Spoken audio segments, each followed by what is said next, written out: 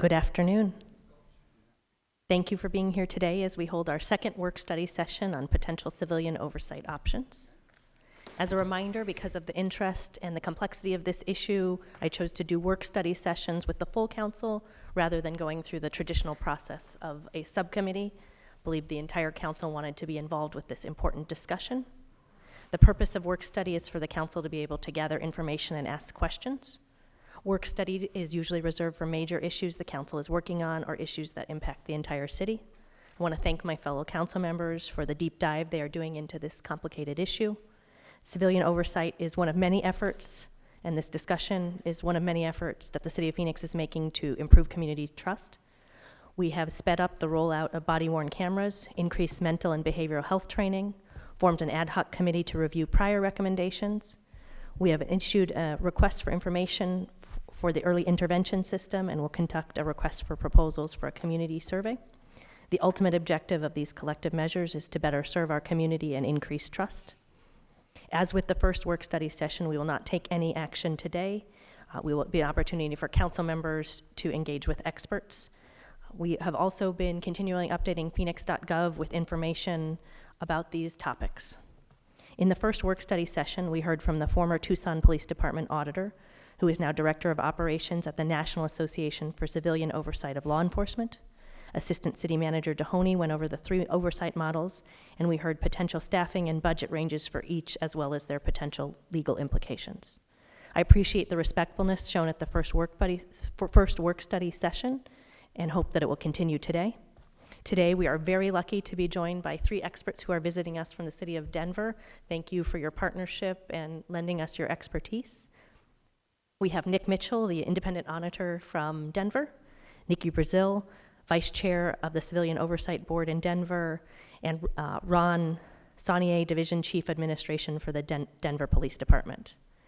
We have 90 minutes with the Denver team. They will each give a short overview of their respective role, and after we hear from all 3, we will allow council member questions for the remainder of their time. I think it will be very valuable to hear from all 3 and how the roles interplay. After that, we will take a short break, and then Assistant City Manager Milton Dehoney will go over possible options for hybrid models of civilian oversight. The council members requested this at the last work study session. Council members also asked that we receive potential job descriptions and qualifications for staff and civilian board members. That information is in your packet, and you can find it, the public can find it at phoenix.gov under council meeting packets. Our Assistant City Manager will be joined by outside counsel Mary O'Grady, who is presented at the last meeting, and her colleague Kim Friday. They will provide general guidance on the legal issues surrounding each of these options. My goal is to end this meeting by 5:30. We were very prompt last time, and I think that's a commitment we can continue to make today. And I will now turn it over to our Assistant City Manager to get us started. Good afternoon, Mayor, members of council. We're pleased to be back with you with the next work study. Since you have essentially introduced the group and talked about today's meeting, I'm going to skip the recap slide and the meeting flow and just get right to our special guest. So, Mayor, members of council, we visited Denver this summer to learn about a range of things they are doing, including civilian oversight. We communicated with the independent monitor while there, as well as the Division Chief of Administration of the Denver Police Department. Subsequent to that, I attended the NACO annual conference in Detroit a few weeks ago.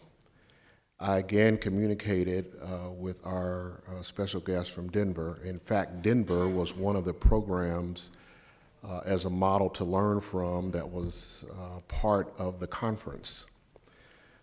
The series of meetings we are going through are designed in part to provide information to the council and community about civilian oversight. While I am not saying that the Denver model is what the City of Phoenix should adopt, I believe it is helpful to hear from all aspects of a functioning model that is respected within the police oversight world. So I invited our 3 guests to be here today. To my right is Nicholas Mitchell, the independent monitor. Not only is he the monitor for the Denver Police Department, but he's also the monitor for the Denver Sheriff's Department. He is a former Harvard Gates Foundation Fellow. He's a member of the Board of Governors from the Colorado Bar Association. He is a former NACO board member and former practicing attorney in both New York City and Denver. Seated to his right is Nikki Brazil. She is the vice chair of the Oversight Board. She's the co-founder of a private business in Denver that's based on product design and manufacturing, previously with the Space Science Institute.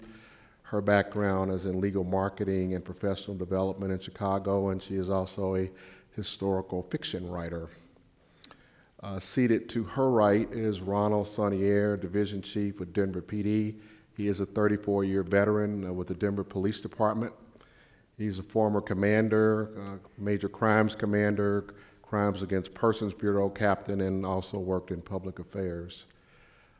We are pleased to have our special guests with us, and we've asked them to address a number of areas specific to their role in Denver, and then, as the mayor indicated, they will be happy to entertain any questions that you have. So we will start our presentation with Nick.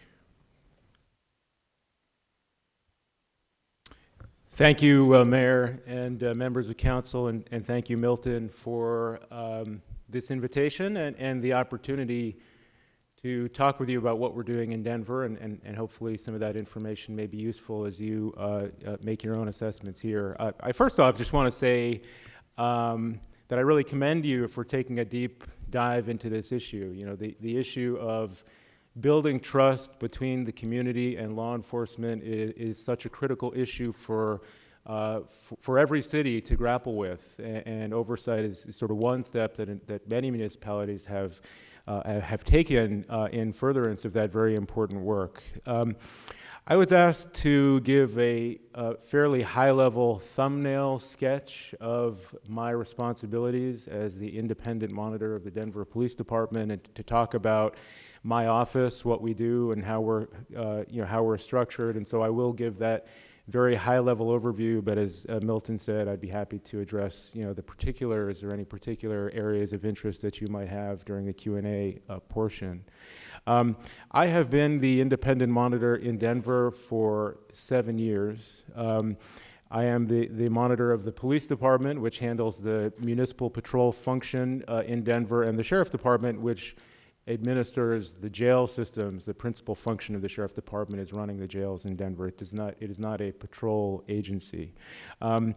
The office of the independent monitor in Denver was created in 2004 after what I would probably call, I actually didn't live in Denver at the time, I was in New York City, but a crisis in confidence, a crisis in public trust in certain communities in Denver and our law enforcement agencies.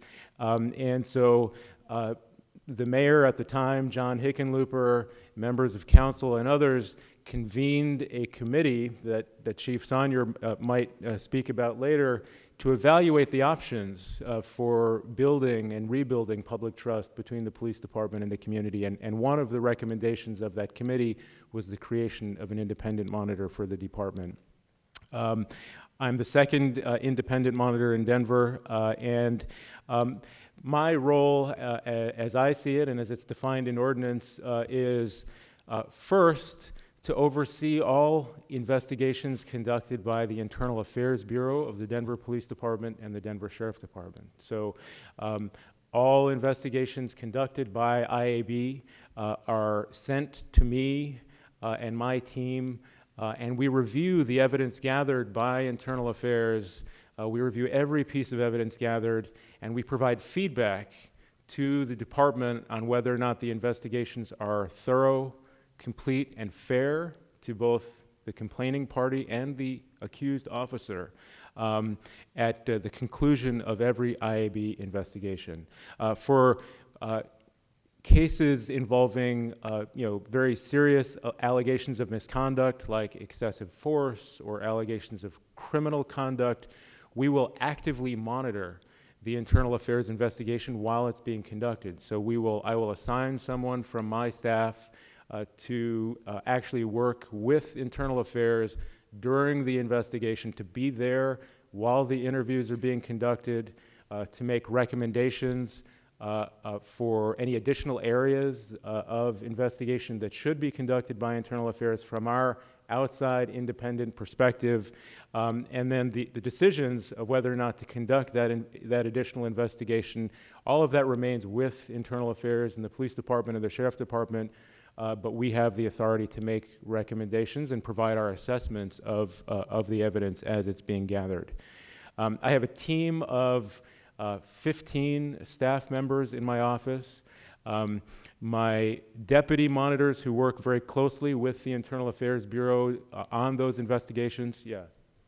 When you say Internal Affairs, I need a relationship with that. Is that PSB? Mayor, members of council, Councilwoman Pastor, yes, it is. Okay, I just want to be clear on that. Yeah. I don't know the structure here in Phoenix, so yeah, I can't really comment, but it sounds like that is equivalent to your PSB. It is the internal body within the police department that's charged with investigating allegations against members of the police department. So I have a group of deputy monitors who are principally lawyers, former prosecutors, one seasoned investigator. They work with Internal Affairs on all of those cases. I have a group of policy analysts. One of our other chief responsibilities is enhancing transparency about the Internal Affairs function, providing public information to the public about the quality of the investigative work being done by Internal Affairs. We issue routine public reports, and so I have a group of policy analysts who work for me and help with that piece of our function. And then another very important piece of what we do is outreach to the community and to law enforcement. And so I have some folks on my staff who work very closely with me on our outreach to the community and to law enforcement.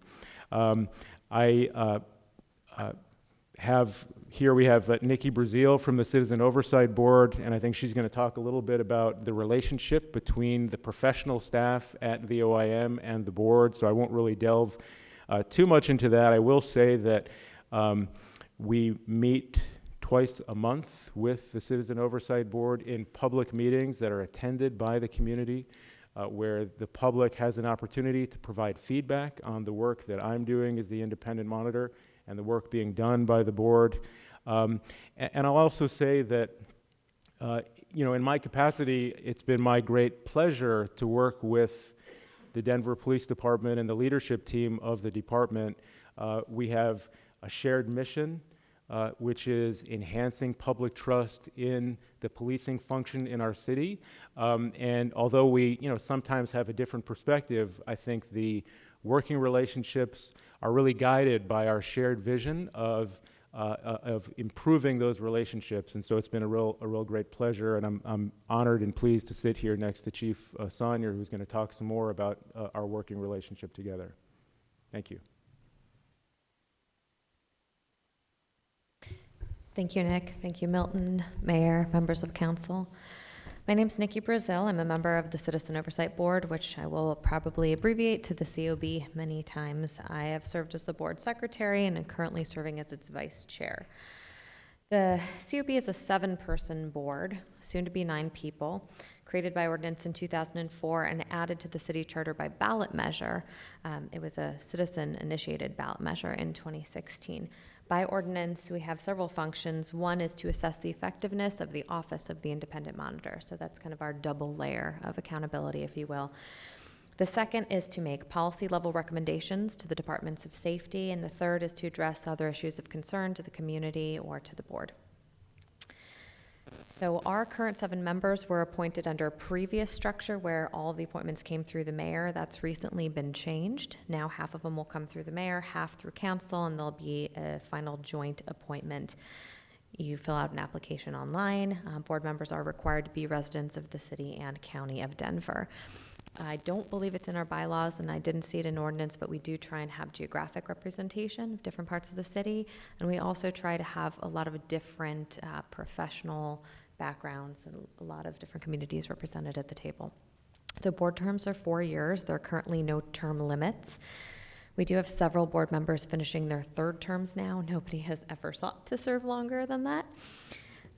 Incumbent board members under the change at the beginning of this year will need to seek reappointment by notifying a new nominating committee in writing. So we work, as the monitor mentioned, pretty closely with the Office of the Independent Monitor. Issues come to our attention in a couple different ways. Policy issues come to our attention often through members of the community, and we'll usually take as a next step a conversation with the monitor asking, what part of the Department of Safety does this reside? Who should we talk to? How does this work? Maybe we'll ask for a policy analyst to give us a primer or some background. Maybe we'll ask for a write-up on some national practices, national best practices. Then from there, the board will decide if we want to make a policy recommendation, if we want to make that recommendation in a private letter to one of the heads of one of the safety departments. As the monitor mentioned, we work with both the sheriff and the police department, or whether it's something we want to do more publicly in our annual report. Sometimes specific cases come to our attention. They may come to our attention through the monitor or through the media or through the community. We don't do any investigations. Under ordinance, we do have access to personnel files. We can look at the entire IAB file if we want to, but we're not the ones sitting there, going through interviews. We will watch footage of use of force incidents when we look at those, but we don't right now really have the bandwidth to be doing investigations, and I don't believe that would fall under the skill set of our current board members either. We tend to focus more on the policy level recommendations. Our board has such a broad range of professions represented. If we did start doing investigations, we'd probably end up skewing more towards lawyers, investigators, and analysts. Go ahead.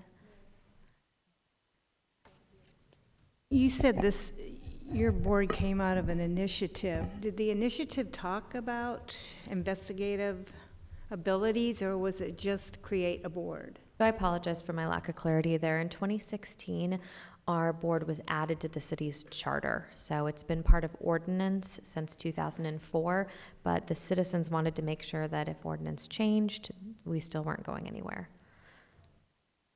Yeah, and the charter does not talk about investigations. So the board does have a budget. We have a half-time on-call board administrator. That's a new position. We also have $20,000 that we use for board training and community outreach. We try and make sure that our community events are inclusive by providing childcare or food for people who are coming right after work. We also tend to go to the NACOL conference that Milton mentioned. Many of us have been several times. We meet twice a month.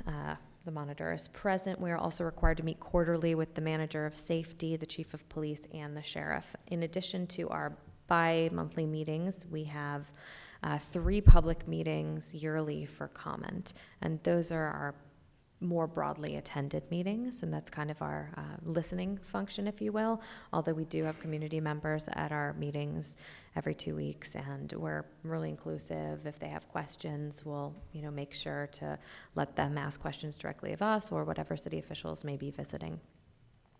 We do have the ability to enter executive session. We do so primarily to discuss active investigations and disciplinary proceedings.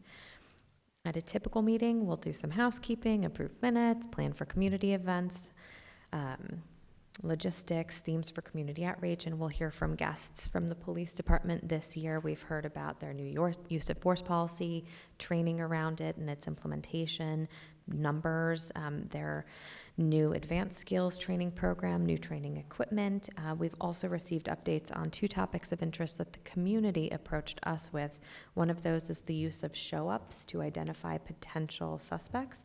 The other was a request for the public release of aggregate use of force data. I spoke a little bit about our training. Yeah, I think that's good for now. Thank you. Thank you. Good morning, Mayor and council members. Thanks for having us over. I'm the Division Chief of Administration with the Denver Police Department. Was up there 34 years with the department, have been there prior to any civilian oversight, was there in one of my roles as the aide or the chief of staff for Chief Whitman is when our original Public Safety Review Commission, or the PRSC, was formed. It was a commission that was formed under Mayor Hickenlooper at the time, and it was charged with reviewing all of our investigations. They started off without subpoena power, wound up getting subpoena power, which they really didn't need because officers were willing to provide their statements to the committee. That committee was there. They did public meetings. The public meetings were broadcast. My opinion of those meetings is that there was a lot of time spent with people at the open mic, them listening to it. They never really got a lot of traction in their actions. I talked to Chief Whitman, who was there during the time when we went from the PSRC committee to the new Office of Independent Monitor ordinance, and one of the big reasons behind that was that the commission was over 600 cases behind. They were charged with reviewing every case, much like Nick Mitchell's doing now, but because it was an all volunteer-based committee, there was, we provided some training for them. There was no professional training and stuff. They just kept falling behind and behind. So they were over 600 cases backlogged. With that, that's what kind of created the Office of the Independent Monitor and a more funded and professional means to go forward. In my role as the division chief, currently I have the Internal Affairs Division that's assigned underneath me. I am also in charge of our Public Affairs Unit, so I wind up dealing with a lot of the media on high situations, officer-involved shootings and some of that stuff. The airport, the academy, so the training portion of it, which interacts both with Nick's office and Nikki's recommendations and stuff, and then the majority of the civilians that work for the police department all follow kind of underneath my side. When we talk about how I interact with the Office of Independent Monitor, I've interacted with the office under, my many different roles, from the chief's office, as his chief of staff, as the major crimes commander, captain of the Crimes Against Persons Bureau. I worked very closely with the Office of Independent Monitor under the first monitor, and then under Nick's would be the person that would reach out and notify the office of any critical incident that happened, any serious bodily injury as defined by statute as a result of a use of force. And then I would be the liaison between those two units as they move forward with their active investigation. So when we have an officer-involved shooting, Nick's office is notified, and they generally will respond down to our Internal Affairs Division. We have a conference room set up with TVs that have the interview rooms that are right there, and they watch the interviews, and then we reach back up at the conclusion of every interview and afford his office or his deputy monitors, any additional questions that they may have. And then we will, go through them. The majority of times, I would say that we will answer, ask those questions. There have been times where the district attorney's office will chime in and say, no, I don't want that involved in this aspect of the investigation, because as with any officer-involved shooting, we are conducting a criminal investigation to start. And then that criminal investigation turns into an internal investigation afterwards. So we work and interact very well together. My team, my expectation of my team is that they work with his office, and I can tell you it's very rare that I have, an issue come up to me. Normally it's resolved between my internal affairs, the supervisors, the sergeants or lieutenants, and or his deputy monitors. If they come to something where they may not be able to come to a resolution, then Nick and I will get together and we'll discuss kind of which direction and which way we go. We have a very professional working relationship. We have a standing meeting that we meet about once a month just to discuss stuff kind of off-site, but we're always in constant contact. And I've been through, 2 different monitors now, and I can tell you the professionalism, the professional staff that Nick has, is great compared to, previously. The past monitor at times, I would say, wasn't quite as nice as what we have, or not nice, but, was a little more contentious that's there. But even in that, I think we worked very good together during that. at the beginning, to develop the relationship, I think, as Nick said, we both share the common goal of wanting a police department that's ethical, that's law-abiding, and, respected by the citizens. So if you take the approach that, we're not on opposite teams fighting each other, we're both going for that same goal, I think it helps to bring those two together. Officers and recruits are trained on the Office of Independent Monitor. He comes out with our Internal Affairs Bureau when they're teaching the new recruits in the classes, attends that class, and talks about it. When we talk about mediation in the academy, same type deal. We work very cooperatively together to make sure that the officers are educated as we go through. Even when the first monitor came on, we went out, attended roll calls, and got the information out of kind of what the role of the monitor was. And, as with any new program that comes in, there are times that, people question it and are suspicious of it and stuff. But, I think through time, it's proven to itself that it is a very good program. When you are looking at, do we hold joint press events? Normally, we're not going to handle a joint press conference. I will tell you that when I'm handling a press conference, or any one of my teams handling a press conference over a critical incident, whether it's an officer-involved shooting, we're going to go through and explain, this investigation is being conducted by the shoot team that comprised of the Denver Police Department and Aurora Police Department. Per state statute, we have a team that comes in. It is also being conducted with members of the District Attorney's Office are right there on site and very active in the investigation of it, and then the Office of Independent Monitor. So every messaging that I'm putting out there is explaining the oversight that is there, but we don't generally come together. I know Nick may attend some conferences and stuff, but I can't think of any real ones that we've held kind of jointly that are there. Officers, previously on can officers give testimony to the Oversight Board in meetings? Previously, yes, so they could be called to give testimony towards that. Generally, it was the citizens that came in. Currently, they don't meet the board. I'm sure the board, if they wanted to have questions, could ask for it, but we generally don't go down that road now because of the Office of Independent Monitor. I got a question here is, what was the relationship when it first started? I would say the relationship was very guarded when we first started into this. Everybody's kind of watching their side to see how it worked, but because of the professionalism, the professional people that were hired, over time, it's turned into a very good relationship that's out there. And Office of Independent Monitor and the Police Department do some combined training that is there. Nick's office holds a youth outreach camp, and I think he can do a better job of explaining that, where his office goes out there. We saw some challenges several years back with the youth and interaction between the police department, so he put together, along with Chief Payson at the time was the commander of District 1, put together a program bringing the youth and the officers together, and they spend a whole day and kind of go through that.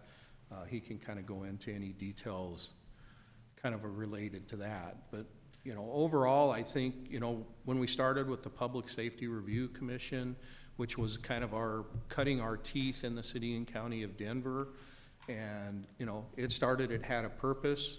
My overall feeling about it is that it was there. It really wasn't getting the traction, the meat that it needed to get going. They did have some powers that were out there, but then they wound up becoming so backlogged trying to review all of the cases that we were turning out. And then we went to this model, which has, as Nick said, he's employed, attorneys, prosecutors, and investigators. And I think we have a very good working relationship. I do know that we are independent. It's not like we're in the corner there. There's times that, Nick and I will discuss stuff, and sometimes we have to agree to disagree on something. But as, the division chief of investigations, I value his input to those investigations, his, feedback to me to make sure that my team is doing the best that they can do. And then from the Citizens Oversight Board, when we're looking at the, changing policies and some of that, the input that we get and the buy-in that we get is, a great benefit to the city and county of Denver. So. Thank you, and thank you all for lending us your expertise, and please thank the City of Denver for the wonderful hospitality when our public safety leaders visited this summer. Do you have any final comments before we turn to council member questions? Mayor, I think it would be interesting to give Nick a minute to talk about this youth initiative that he set up, because I have not seen it in any other model that I've looked at. Sure, Milton, and you know, my view is that, you know, a big part of the work of my office, of course, is receiving complaints and commendations from the public. That's an important piece of this too. The form that we distribute in city council offices and other places is a complaint and commendation form, because, you know, we want the feedback, negative and positive, about members of law enforcement in the community. And so a very important part of our work is making sure that the investigation of those complaints, as I've already said, that the investigations are thorough and complete. But that's really pretty reactive, right? You're kind of waiting for something negative to happen and then trying to make sure it's properly looked into. My view is that the role of oversight should be more proactive than that. And as the chief mentioned, several years ago, we saw a pattern of complaints and concerns from the community involving young teenagers, principally, who had low-level contact with police officers that escalated very quickly into arrest. And as we, put our heads together with the police department and others, why is this happening? We're getting calls from moms and dads and aunts and uncles and teachers concerned about their, sons and daughters and nieces and nephews and students ending up arrested as a result of these low-level contacts. What we found as we looked into the incidents was no misconduct. We didn't find any wrongdoing. What we found was a lot of miscommunication and misunderstanding.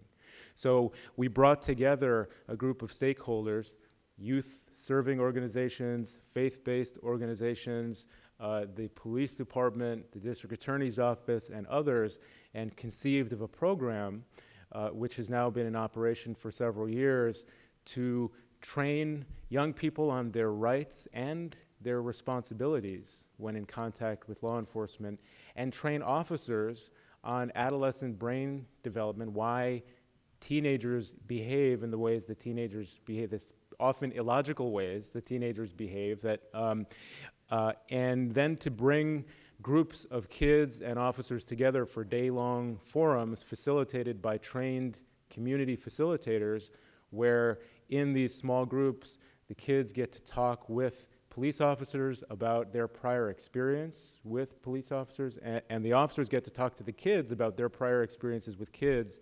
And we've seen really, really encouraging results so far in the last couple of years. We've put, I think, close to 1,500 kids through the program. 300 or 400 police officers have received the training. Often, the day-long forum starts with, the officers on one side of the room and the kids on the other side of the room, and nobody kind of mixing, very closed-off body language. But by the end of the day, there's been real kind of tremendous relationship building that has happened. So, it's something that we're proud of. It's been a really good partnership between my office and the department, and it's something we're going to continue doing in Denver. Wonderful. Thank you. Councilmember Garcia. Okay. Thank you all so much for being here. I have a series of questions, so I don't know how. I'll try to be as brief as possible.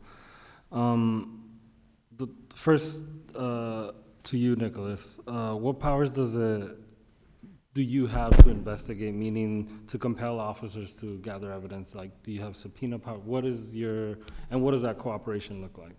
Yeah. So under our model, we don't do the investigations. So I'm the monitor. So when I receive a complaint from a member of the community, I refer it to the Internal Affairs Bureau. And then under the law in Denver, my office has complete and total access to all of the files and materials and evidence gathered by Internal Affairs. We have, access to other records within the police department and the sheriff department. There is a very limited circumstance under which we have subpoena power. It is really never invoked. And you know, subpoena power is one of those issues that always kind of comes up in this discussion of civilian oversight. And it's an important issue because you sort of, you know, are thoughtfully trying to figure out how is the relationship going to work? How is information going to get shared?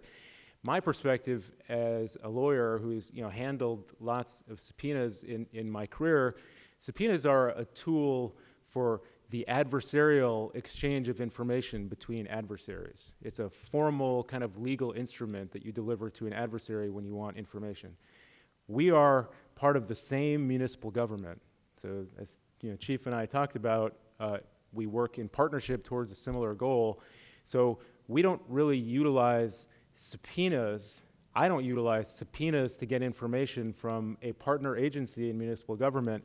The expectation that has been created by the city council in Denver is that the Denver Police Department will share information with the Office of the Independent Monitor. And that's both been articulated by the council, and that's the way the ordinance is set up, that when we make a request for information, it will be shared unless there's some particular legal reason under federal, state, or local law why it cannot be shared. So we don't really utilize subpoenas in our process in Denver. Has there been points in which there's disagreement of how something's being reviewed, and how do you handle that, or how do you bring it up? There are inevitably disagreements about how something is being reviewed, or different perspectives on, you know, I talked a little bit about the Internal Affairs Bureau sending evidence to us, sending their investigations to us. We provide feedback, as I've said, on whether the investigations are thorough and complete. We also, for those cases that are going ahead into the disciplinary process, so it's leaving the investigation stage behind and going into a disciplinary process where disciplinary outcomes are being considered for a particular officer, we give feedback during that process as well. So we will share our viewpoint with the department on whether the investigation, whether the evidence obtained, in light of the rules of the department, should result in a disciplinary outcome for an officer. And there are sometimes different viewpoints on that. I'll share my view and how we interpret the evidence. The department often will see the evidence the same way. Sometimes it doesn't. At the end of the day, the department, when there's a disagreement about how something is being reviewed or what the outcome should be, the department kind of controls its own operations. So the chief's decision or the director of public safety's decision on any of those issues is the sort of final say on that. I can share my viewpoint. I can try and be persuasive with my viewpoint, but if they disagree, they make the decision as they see fit. At that point, my option is as I mentioned in my opening remarks, I issue reports to the council, the mayor, and the public. At that point, my option is to include that information in one of the reports that I issue to create transparency, if you will, create public information about perhaps what the disagreement is or what the difference of opinion is, so that the public can kind of make its own assessment, and policymakers can make their own assessment about the issue that we were disagreeing about. There's also in the ordinance that neither yourself or anyone from the staff has been an employee of the sheriff's or police department. Why was that decision kind of made, and why is that important, or how does that play out? So I wasn't in Denver when the ordinance was drafted, so I can't speak to the particulars of why the drafters created that provision. I can tell you, from my perspective, independence means a couple of different things. Independence means, of course, that I am the independent monitor. That means I don't report up through the chain of command in the police department. I don't report to the police chief or the director of public safety. That's an important piece of that independent. My offices are not inside the public safety building, right? So the public knows when they come to my office, they're coming to an independent location that's outside of the police department. I think also there's that kind of perception of independence, and I'm pretty sure that the clause or the reference you just made probably relates to the perception of independence, that if the Office of the Independent Monitor is staffed with former members of the agencies that we oversee, that could raise some question in the minds of some members of the public about whether it really is an independent monitor or not. Councilwoman Stark. Thank you. Prior to the your office and the Civilian Oversight Board, was there any other process in place that involved citizen reviews? For example, in Phoenix, we have a use of force board and we have a discipline board. Were there anything that have citizens on it? Is there anything like that in Denver prior to this initiative? So the Public Safety Review Commission was in place prior to the Office of Independent Monitor and the current Citizen Oversight Board. So it really was the Citizen Oversight Board. So that was a committee that was put together. We also, on our use of force board, we have 2 civilian members that sit in there for the use of force. We have, the commander of major crimes is in there. The commander that runs our discipline is charged with putting that together, and then we also have a recommended tactics review board that's associated with that. So we do have some civilian oversight in other areas that are there. And then last year I recall reading an article in the American County City Journal. Yes, I read those things. And there was a story about a recent update in your use of force policy. Now, did that involve the Office of Independent and the COB? I want to call it something else, but COB. Yeah. Well, I must have missed that edition of the whatever publication that was. There was a process for updating the use of force policy that was initiated under the former chief of police. And without going kind of too deep into the weeds about how all of that evolved, the chief had created a draft of the use of force policy that was put together by his leadership team and by the police department. It was released to the public to, I think, some considerable resistance from the public because there had been no public voice outside the department in the creation of that document. It's such a critical document, both for officer safety and for community safety. There were some community meetings to talk about why there had not been any kind of public feedback into that process. I released an assessment. I published an assessment of the draft use of force policy that, using national standards from around the country, looking at other departments and use of force policies from other police departments. I shared some very detailed assessments of the ways in which the draft policy was exceptional and ways in which, from my perspective, it had some work yet to be done.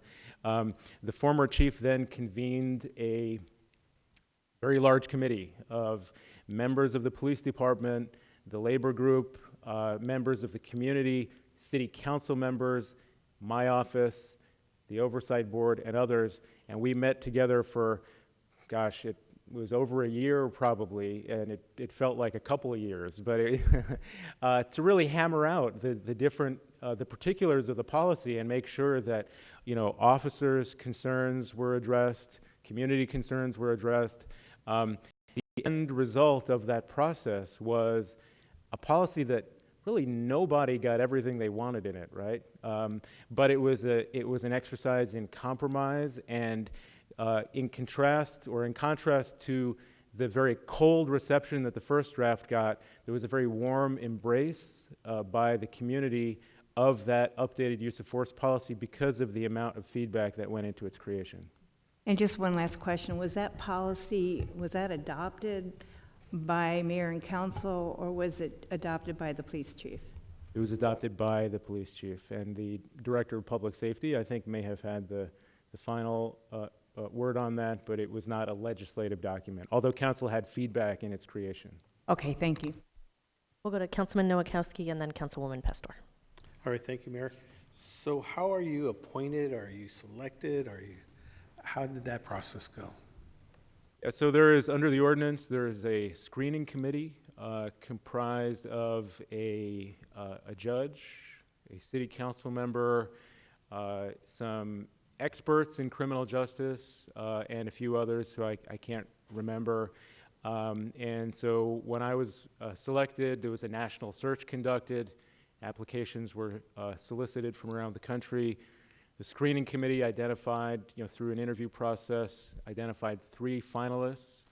The 3 finalists went to the mayor, and the mayor has the authority to hire an independent monitor of the police department, and he picked me. There was also a feedback process for the community and for members of law enforcement for each of the 3 finalists. So I went to a public meeting that was very well attended, where the community got to come out and ask about, my philosophy and the philosophy of the other finalists, and then I think they filled out some, evaluations of each candidate. I went and met with, actually I asked for a meeting with the labor group because I wanted to get their take on things as a finalist for the job, and so I ended up having a meeting with the Protective Association there in Denver, and then ultimately it's the mayor's decision in Denver. You talked about, excuse me, a couple attorneys, policy individuals, outreach people. So how many people are actually in your office, or is it a department, or what would you consider it? It's it's a city agency or a department. There are 15 staff members in the department. Could you just kind of go over who those 15 are? Just kind of get a picture of. Sure. Yeah.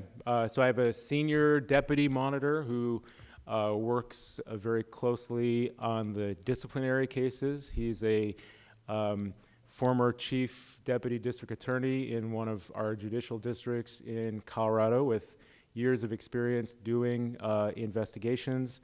I have 3 other deputy monitors, 2 of whom or actually 4 other deputy monitors, 3 of whom are lawyers.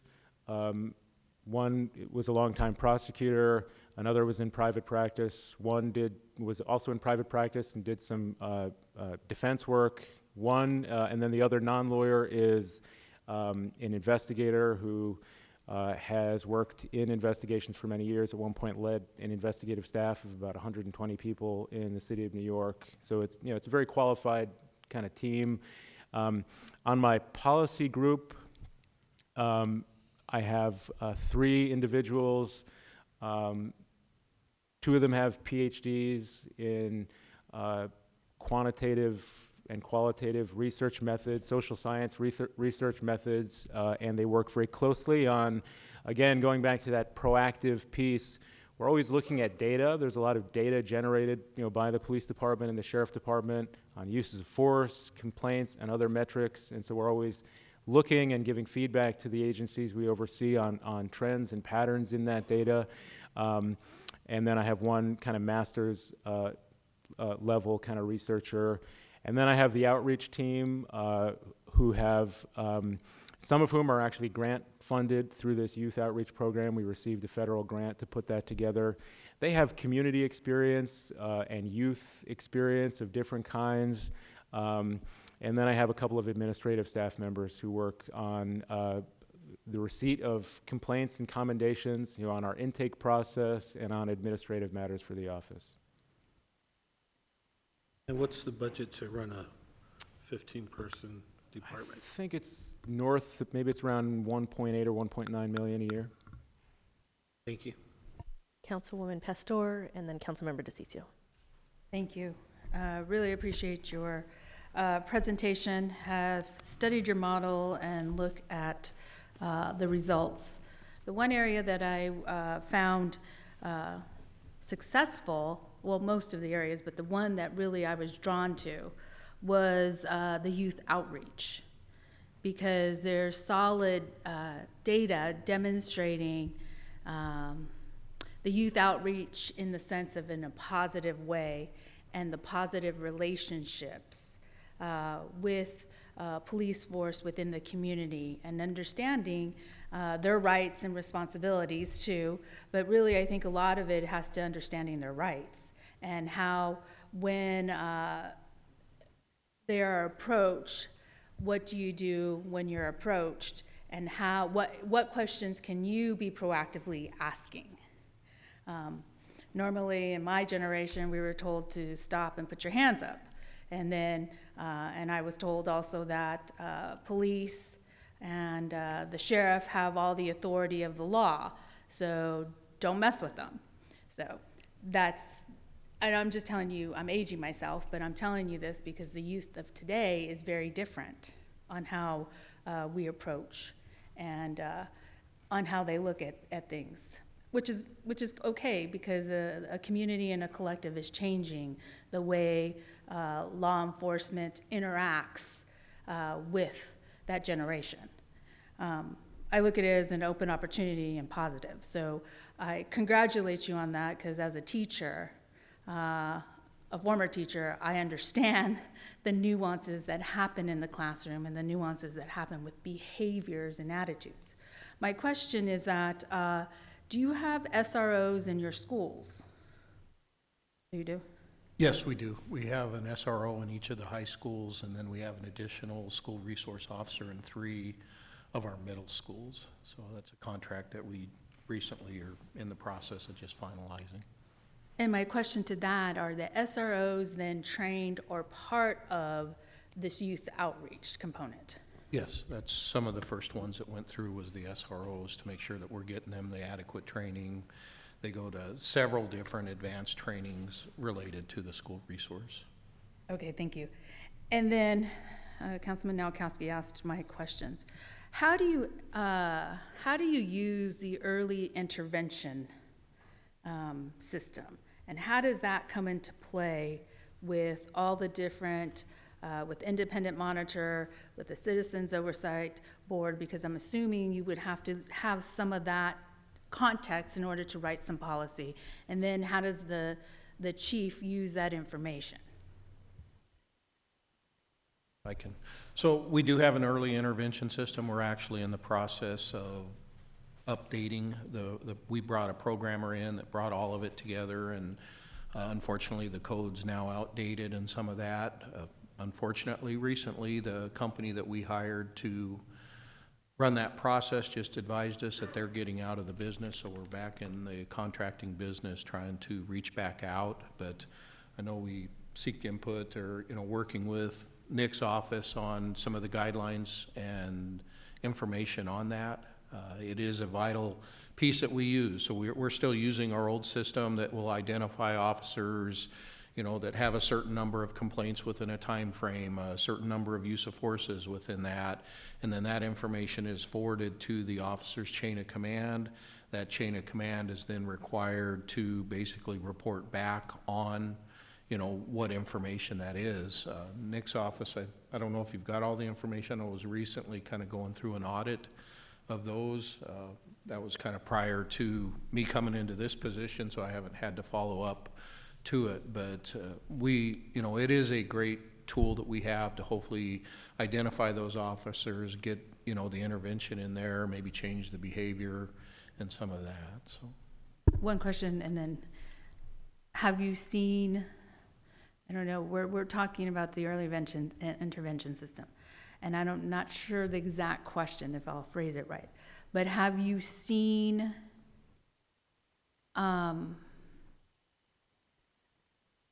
in the evidence, have you seen early intervention helping or assisting, or saying helping in the sense of being able to step in a proactive manner versus a reactive manner? Yes, I think, it is one of those that as a district commander, when I was out there, you have close to 200 officers on the street. It's hard to get to know all 200 of them, but each one of those that came to my district, and I probably had the most coming through my district because I was the busiest, use of forces and stuff. So it allows me to look at it and then identify, do we need to get somebody to some extra training, what's going on with the officer, Sometimes, you know, we don't come up with something, but there have been some great successes within that. We also are being very proactive with our officers out there. One of the strategic plan goals is to take care of the people that take care of the people. So we have a huge initiative going out with officers to, you know, let us know when they're seeing something going on, to report, you know, if something's going on with officers, as we're seeing across the United States, you know, a trend of suicides and some of that. So they all kind of interact, but I have seen some successes on it. But you know, with that program, you have to make sure that you're looking at it the right way, and it's not just turning out to somebody is just writing a defense for everything that happens. Is to take that next deeper dive, and that comes from the leadership back to the supervisors and the lieutenants that fill that out. Thank you. Well, I think you really hit the nail on the head when you talked about reactive and proactive.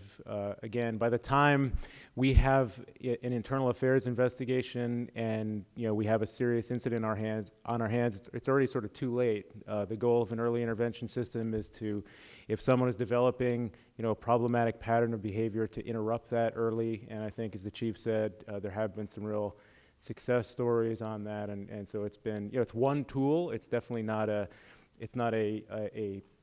panacea that's going to address any issues, but I think it's an important tool that's been very useful in Denver. Councilman DeCiccio and then Councilmember Garcia. Thank you, Mayor, and thank you for coming all the way out here. I really appreciate it. I mean, it's obvious that you all you just care about what's going on in your community, and I think that's real important. And especially Nick, I could tell that you look more toward a constructive relationship rather than adversarial. The concern I always have is what happens when that doesn't happen. When do you have somebody who sees themselves purely adversarial? And we have a manager city form of government where the manager hires them, and we're basically like a board of directors up here. So the questions, I've got just a couple to the chief. How many officers do you have per 1,000, approximately? You don't know? I don't have that. We're running at 1,576. We're, after next year's budget, we're going to be over 1,600. I don't know the per 1,000. I apologize on that. That's all right. I can easily get that back to Milton so that you know. Yeah, I'm just curious on that. And then, when you do patrol, do you have 2 police officers per patrol car? Or what do you do? We're predominantly solo officers. We do have certain beats that are officers that are paired up based on the area, the types of calls for service, and some of that are what we call kind of the afternoon shift or overlapping shift. A lot of those are 2-officer calls.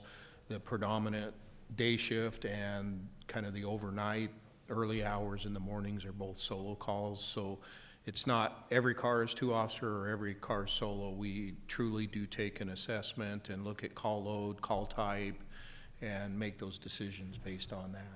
And the reason I bring that up too is I think that a lot of it was happening in Phoenix is that you got 1 police officer per car. They're going to feel under a lot of stress if they get into a confrontational situation. And 2 police officers, I believe, just helps diffuse the situation along with obeying instructions of the police officer. So the question I've got for you, Nick, if you don't mind, and I see it more as an ombudsman role, outreach program. I like the outreach a lot because I think you do need to be able to get out to the public. I think it's incumbent upon all of us to be able to communicate that. I do believe that there's a segment within our population that doesn't trust the police.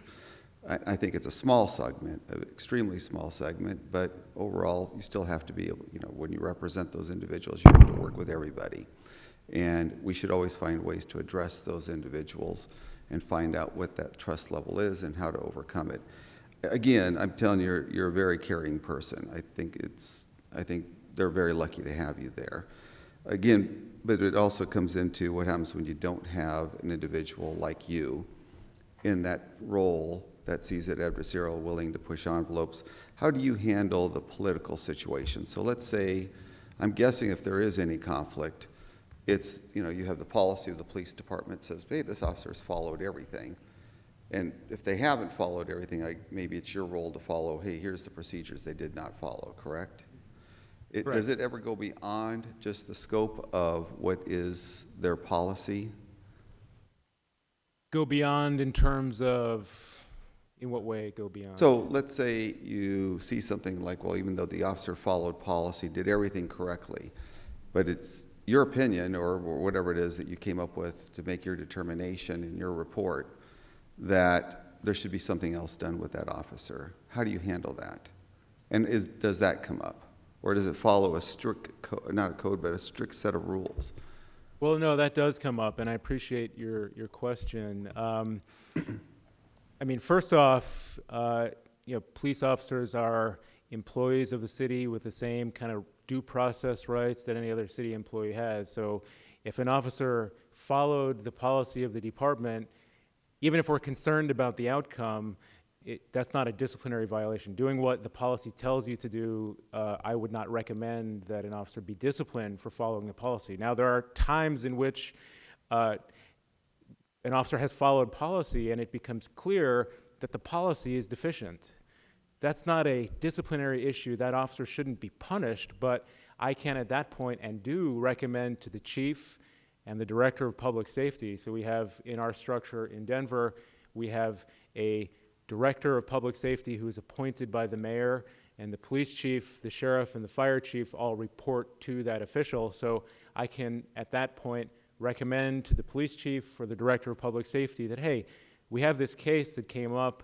The officer did what the policy told him to do, but the policy is simply deficient here, and it's creating these bad outcomes. And we've had, many examples of that where, for example, a few years ago, we had a cluster of shootings involving our police department in which officers were threatened by oncoming vehicles, and in conversations with the chief at that time, we had a lot of discussion about what should the policy say, what should an officer do under those circumstances, and the policy was ultimately adjusted to encourage officers to get out of the way. Don't kind of plant your feet and try and shoot your way out of that situation. Move and get to cover to address that oncoming threat. And that was something that came out of cases that we were looking into that weren't policy violations, but the policy needed to be adapted. And so that's an important piece of that, being proactive, not just reactive, but actually trying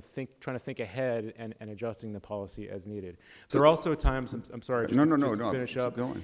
There are times in which I've recommended, we've seen a cluster of incidents involving a particular officer on a particular kind of assignment, and I have recommended to the chief, hey, I think you should think about whether this person is in the right kind of assignment, or perhaps he or she should have a different role, or you should think about moving them because there's a pattern developing here that we're concerned about. Ultimately, it's the chief's call. The chief can do with that recommendation what he sees fit, but it is something that's in my mind and that I will recommend to the chief sometimes. So then how do you handle political pressure? Okay, so let's say you've got a situation where the police department, hey, we've done this right, and then you get pressure from the outside, individuals screaming, yelling, calling the police officers every name in the book, and the city's like thinking it might be better for us just to try to accommodate those individuals even though they didn't do anything wrong. How do you handle that? To some extent, that used to worry me. It doesn't really so much anymore. Or who you are, but not everyone is that. Right. My job is to kind of disappoint everyone a little bit all the time. Well, sounds like us. And I'm very good at that job. And so, but then let's say you were to get, tell me how you would be able to handle a role like that where you're getting political pressure to do something where you just feel like, there's a lot of time, there are quite a few times where you always feel like you got to do something, when in fact the best thing you could do is to do nothing. Right. Don't do it. So how do you handle something like that? Well, I think the first sort of point is that I am lucky enough to have an exceptional citizen oversight board. Community volunteers who spend sometimes 20 hours a week doing the business of the board just because they care so much about improving trust, improving public safety in our city, and because they were carefully selected by the mayor to, they have that viewpoint, and they will, their view is my job is to do the right thing, not necessarily the political thing, and they can help to, help me to have the elbow room to do the right thing, even if it means upsetting certain portions of the community, or upsetting the police department, or upsetting, political leaders in our city. So I think it's a really important piece of our structure that we have this kind of professional staff that I lead, and there's also this oversight board that can be very helpful in helping to deal with those political issues. I think I also try to stay in regular contact with members of our city council. So I meet with the council regularly. I want to find out what's going on in your district. Are there any points of tension between police department and community in your district? Do any of your schools in your district need some of our youth outreach programming? How can we help to address concerns that you're having in your district? And so because of those relationships with council, I think that also gives me the room that I need politically to do the right thing, even if it happens to be unpopular with a particular community. And the reason I bring that up, Nick, is we had a couple situations here where there's pressure being put on, where I believe the police officers have done things right, is just to come down harder than what the police chief would normally do. We had a shoplifting case where an individual took his family on a shoplifting venture, then they got stopped, and the police officers, what I did, they may have sworn they've done some things, but there's a lot of pressure on from the public to fire them, to be really harsh with them, when in fact that they've done some things correctly, at least from my viewpoint, and I think the majority of the public's viewpoint. That's why you guys are here right now, is, there's the perception amongst some that our police officers are bad, when I don't believe that that's true. I think our police officers have done everything admirably well. They're just amazing individuals. And quite frankly, it's just a lot of BS that's happening toward them right now, and I think it's just wrong. It's just not ethical, and it's just not moral. So from mine is the political pressure that's being put on to do something to them, when in fact, even in the past, they've had certain things that were done similar to that, and their discipline was X. Now they're being pressured to do that. How does that get handled? I would say, you need to do the right thing in every case, and I don't know the facts and circumstances of that case, so I can't, comment on what the right thing is there. But I think the bigger point for me is you've got to step away from the facts of that case, and the issue that you have to grapple with is, why is there that breakdown of trust? Why are people clamoring about a particular case? What is the source of that distrust?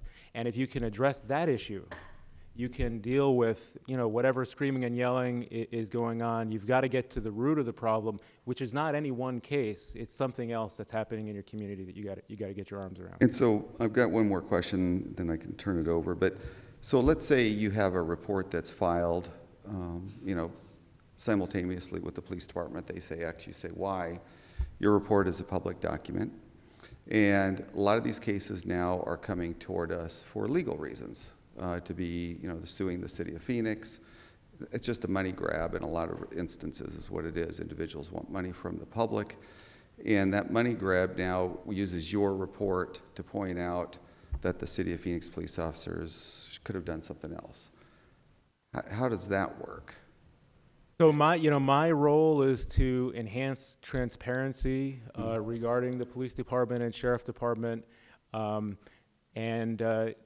my role is not to manage litigation on behalf of the city. Now, I'm mindful. I'm a citizen of Denver. I'm a taxpayer. It's not my goal to create additional liabilities, and I don't think it does. But I try not to worry about those implications. My role is to enhance transparency. I share all of my reports with the police department, the sheriff department, the city attorney. I get legal feedback from the city attorney before I publish anything, so that I can make sure I'm not doing something that creates any undue risk for the city within. But of course, at the end of the day, my role is to enhance transparency.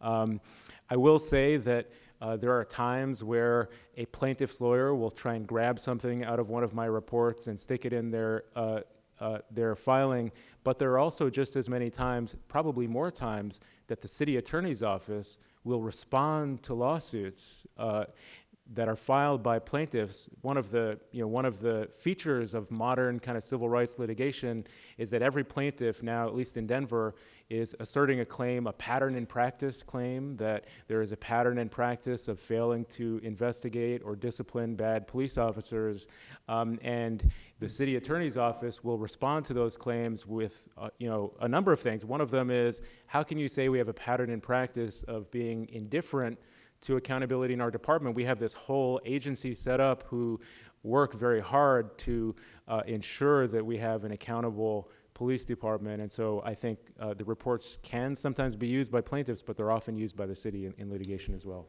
Good answer. Thank you. Councilmember Garcia, followed by, I think, Councilwoman Guardado had her hand up next. Yeah, we have a very different understanding of where we're at. I believe we're actually in that crisis in confidence. And so I'm glad your earlier response kind of transitioned into Nikki, which is where I want to go. Every time we have an incident, like the incident that was talked about where we were kind of a national embarrassment, there's a pregnant woman got a gun pulled on her and her baby taken from her. And every time we have one of these situations, we move on to have a community dialogue. After that particular incident, we have 4,000 people. And so obviously, because we don't have that space, we have a very angry crowd, and people are just ready to let out their entire anger. And so I think the question to Nick is if you could walk us through what the community and twice-a-month meetings look like. Because I think our experience with those, because they happen every other year or every time a really critical incident happens, is that they're shouting, there's all these things. And so I would want to know, what does the community participation look like? And also, how do you select what you review? How do your cases, your workload, how does that decision happen?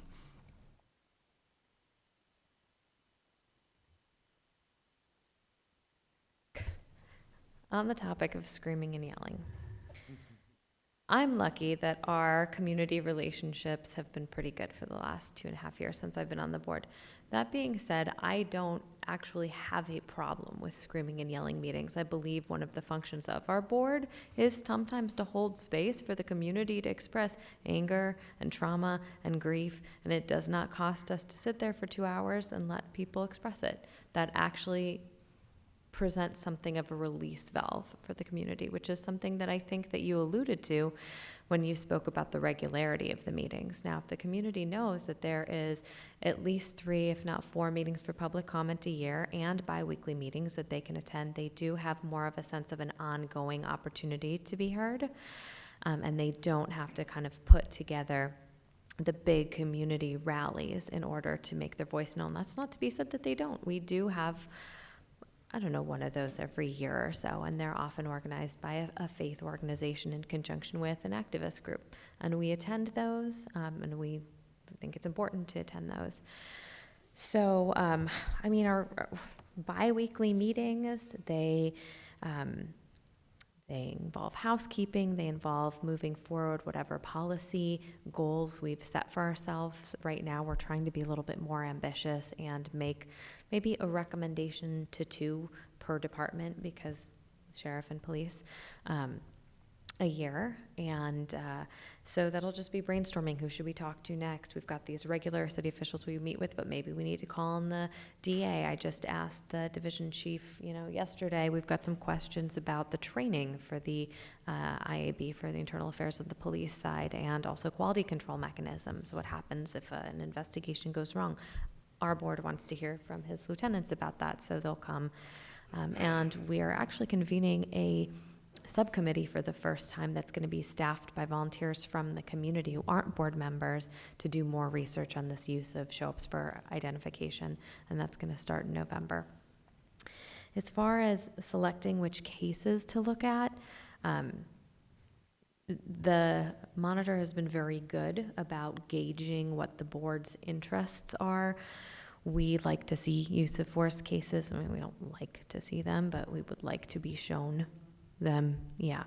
And The board will often, kind of like the way Nick's office does professionally, we'll just kind of as lay people throw around questions about, well, why did that happen? Is there a policy on that? Could we see that? And sometimes it goes in its own tangent, and we'll end up doing a research project from there. But more often than not, the questions that get raised for us go into research and policy explorations than into a really, really deep dive into a particular case. Councilwoman Pastor. I just wanted to hear from the chief. And what I wanted to hear about the previous question is when Councilman DeCiccio was talking to Nick, I want to hear from you how this system helps the police force and how it also protects the police force. Because I think in all reality, the way the system's set up, or any type of independent monitor that is set up, it's intentional to be independent so that there's a clean eye at looking at what is being asked from the community, from the union, from all across the board. And there is a due process. I look at this as a due process in a way that then there's an agreement, or there's a disagreement, or there is a policy change where it's really realized it's the policy that's causing angst somewhere else. And so I would like to know from your part and from your union part as to how this got embraced, or what were the push-pulls me's with the force. Yeah, I think, the process is very beneficial to the police department side of things. So one of the benefits that we have is we've got, a third person independent that is looking over something. And, if we are coming up short, I want to know, as a police leader, I want to know if my investigations aren't being complete. I want to know, if we're not asking the right questions, if we're falling short. In the past, we have fallen short. And, to have that third independent eye taking a look at it is very important. And I think having an entity in place that can take complaints, because I do know that there are people that do not feel comfortable coming forward to the police to raise their concerns. I do know there's a contingent out there that don't believe the police could ever police themselves, and it gives them an avenue to do that as we're there. When you talk about the meetings or the contingent meetings, I believe those are extremely necessary for the police department to have. They are not a comfortable meeting to go to. I've attended meetings where you have, citizens that are upset over some incident that is there, and I view it as my role and responsibility is to listen to what's going on and try to, make, if there's changes to be made, to make those changes. In my experience, in internal affairs, most people just want someone to listen to what they have to say and then want an explanation of what it went. And, I can tell you 90% of the time, if people get their avenue or their opportunity to air their concerns, and then possibly, are open to listening to the reasons behind something, or for us to say, yeah, we messed up, we need to change this, it helps. And I think having this in place helps both with the Citizen Oversight Board and the independent monitor, gives us that ability, to reach out to both of these entities, to seek information from them, to,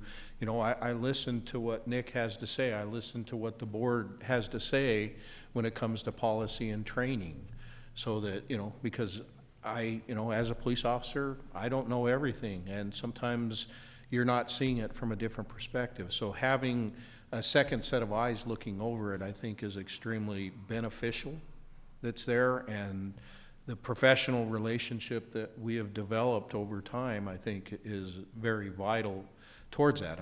I've been there when it wasn't quite so professional, but you still listened. I mean, even though you have someone that's not talking to you as a nice way, you sit back and listen to it and, you know, try to analyze and what can we do to make this situation better, so. In a related question, I saw in the 2018 report that your community complaints decreased by 21% and internal complaints by about 19% from the year prior. To what do you attribute that change? You know, I think part of it is the use of force training, and we put every officer, you know, through use of force training. We, you know, have been on a several-year process. When we looked at the use of force, we adapted most of the perf standards, and then that's where the pushback came, that the community didn't get that. So we had that. You know, I have the reduction. We went from 417, we went from 415, you know, complaints down to 314 complaints. So, you know, I think part of it is, you know, the transparency that's out there. People are feeling, you know, more. I know sometimes when you start getting a committee, you might get more complaints that come in. I think Nick said it yesterday, or, you know, with just looking at the actual number of complaints may not give you kind of the indication of stuff. You got to kind of look beyond that. But, you know, I do believe having that transparency, having the community, you know, building that community trust out there. I spent, you know, as the commander in District 6 right after the election, I'm not making any political stuff, but I spent every weekend in the district in our Civic Center Park dealing with, you know, individuals that came forward to, you know, freedom of speech issues. And, you know, for me, one of the great successes that I saw was that I had, you know, developed a relationship with, whether it was Black Lives Matter or some of these other big protesters. You know, I would go up and personally meet with them to express, here's kind of the rules of engagement, here's what my concerns are and safety. And literally, you know, at the end of that 2 years, I was able to go up to people that, you know, at the beginning of it wouldn't even talk to me, that such. But it comes down to, you know, listening to what they have to say, building those relationships, building that trust. And I think, you know, having the Office of Independent Monitor, the Citizens Oversight Board, is just one of those steps that's there. It also takes actions from a police department on getting that job done. Thank you. Councilwoman Guardado? Thank you so much for all the work. It was very educational to hear what you guys had to say. So I just had a couple of questions. I guess to our division chief, I guess just hearing you like makes me feel very hopeful for what's going to happen here in Phoenix. But I heard you talk a little bit about that there were moments where it wasn't that way for you. And I guess I would like to hear more from you. How did you make that switch to decide, okay, we just need to listen, right? Because I don't know if it was a switch to listen. It truly came down to, I don't know if you want to call it more of a power struggle between, you know, it's like who's you're sitting there, who's got the bigger muscle or who can be bigger on stuff. And I think to get through that, you just have to be a grown person and work through that. And I throw that out there and most of them were dealing with officer-involved shootings where you're already involved in a very, you know, as the commander that's overseeing that investigation on the scene, you are in a very charged situation. And then, you know, you have someone that's, you know, maybe walking right through the police line that, you know, is not following policies and procedures. And then, you know, you have to stop and explain, no, you don't want to do this. You're going to get arrested yourself. Some young officer that doesn't even know who you are, that you cross this line, we have a procedure that, you know, in Denver, we have 2 sets of crime scene tape. So on an officer-involved shooting, we have yellow tape that sets up the outer perimeter, and then we have a set of red tape that sets up the inner perimeter. One of my roles as the commander, or even in internal affairs, is that I will escort members of the Office of Independent Monitor up towards the red crime scene tape to let them get a better look at or give them the opportunity if they should choose to do that. But it's generally you're escorted up there. They don't know where the evidence is and stuff. And that's where some of those battles were, you know, and I've got the right to do this, or I want to ask these questions. And what we did is we found a way to work through it, you know, and it's just being professional is what it's all about, so. And then my other question was, when it comes to the COB, what's the background of the folks that are part of this board? So right now of the 7, well, we usually have a faith leader. We're missing a faith leader right now. We've got a few appointments that are in transition. We've got an intellectual property attorney. We have got a teacher. We've got a teacher. We've got a former law enforcement official from a different jurisdiction. You can't have been on the Denver force and serve on our board, but you could be from another. We've got a VP of technology at a big corporation, and that's everybody that's coming to mind right now. And then my last question is, how did you guys decide that you guys needed a youth outreach program? Was it through a survey? Like how did that come about? I think it was mostly just hearing the stories that were, happening in our city, the concerns that that we would hear when we would go out and we do community meetings. We meet with neighborhood associations and activist groups and others who have concerns. Just hearing story after story involving those interactions that I talked about between young people and police officers that went bad, we just decided we didn't want to sit on our hands. We wanted to try and do something about it. Really, we wanted to stop getting complaints about that issue, and so that was our attempt to try and work our way through that. Great, thank you. And we have entered our final 10 minutes with our guest. It seems as if we could go on for much longer, but unfortunately we will have to say goodbye shortly. So I think actually since Councilwoman Williams has not yet had a chance to ask a question, I will go to Councilwoman Williams. Around here, an incident will happen. It will be on the 6 o'clock news. And it's always slanted, it seems to me, against the police. And how do you follow up with that and deal with them? Yeah, we get a lot of requests for comment or requests for interviews about particular incidents. We are part of the investigative process, and so my viewpoint is that I'm happy to share information about the process that will be followed to investigate a particular incident, but I will not comment or discuss the particulars of any incident while an investigation is pending. So we're pretty selective about the kind of information we'll share with the media, usually mostly talking about process. So once you're completed, do you have any contact? Do they get your report? They do. They get our report. Our reports are published on a city website. They're always downloaded, quite a bit when we publish them. We'll get requests for additional information or additional comment from the press, and so that is something that happens whenever we issue a report after the investigations are concluded.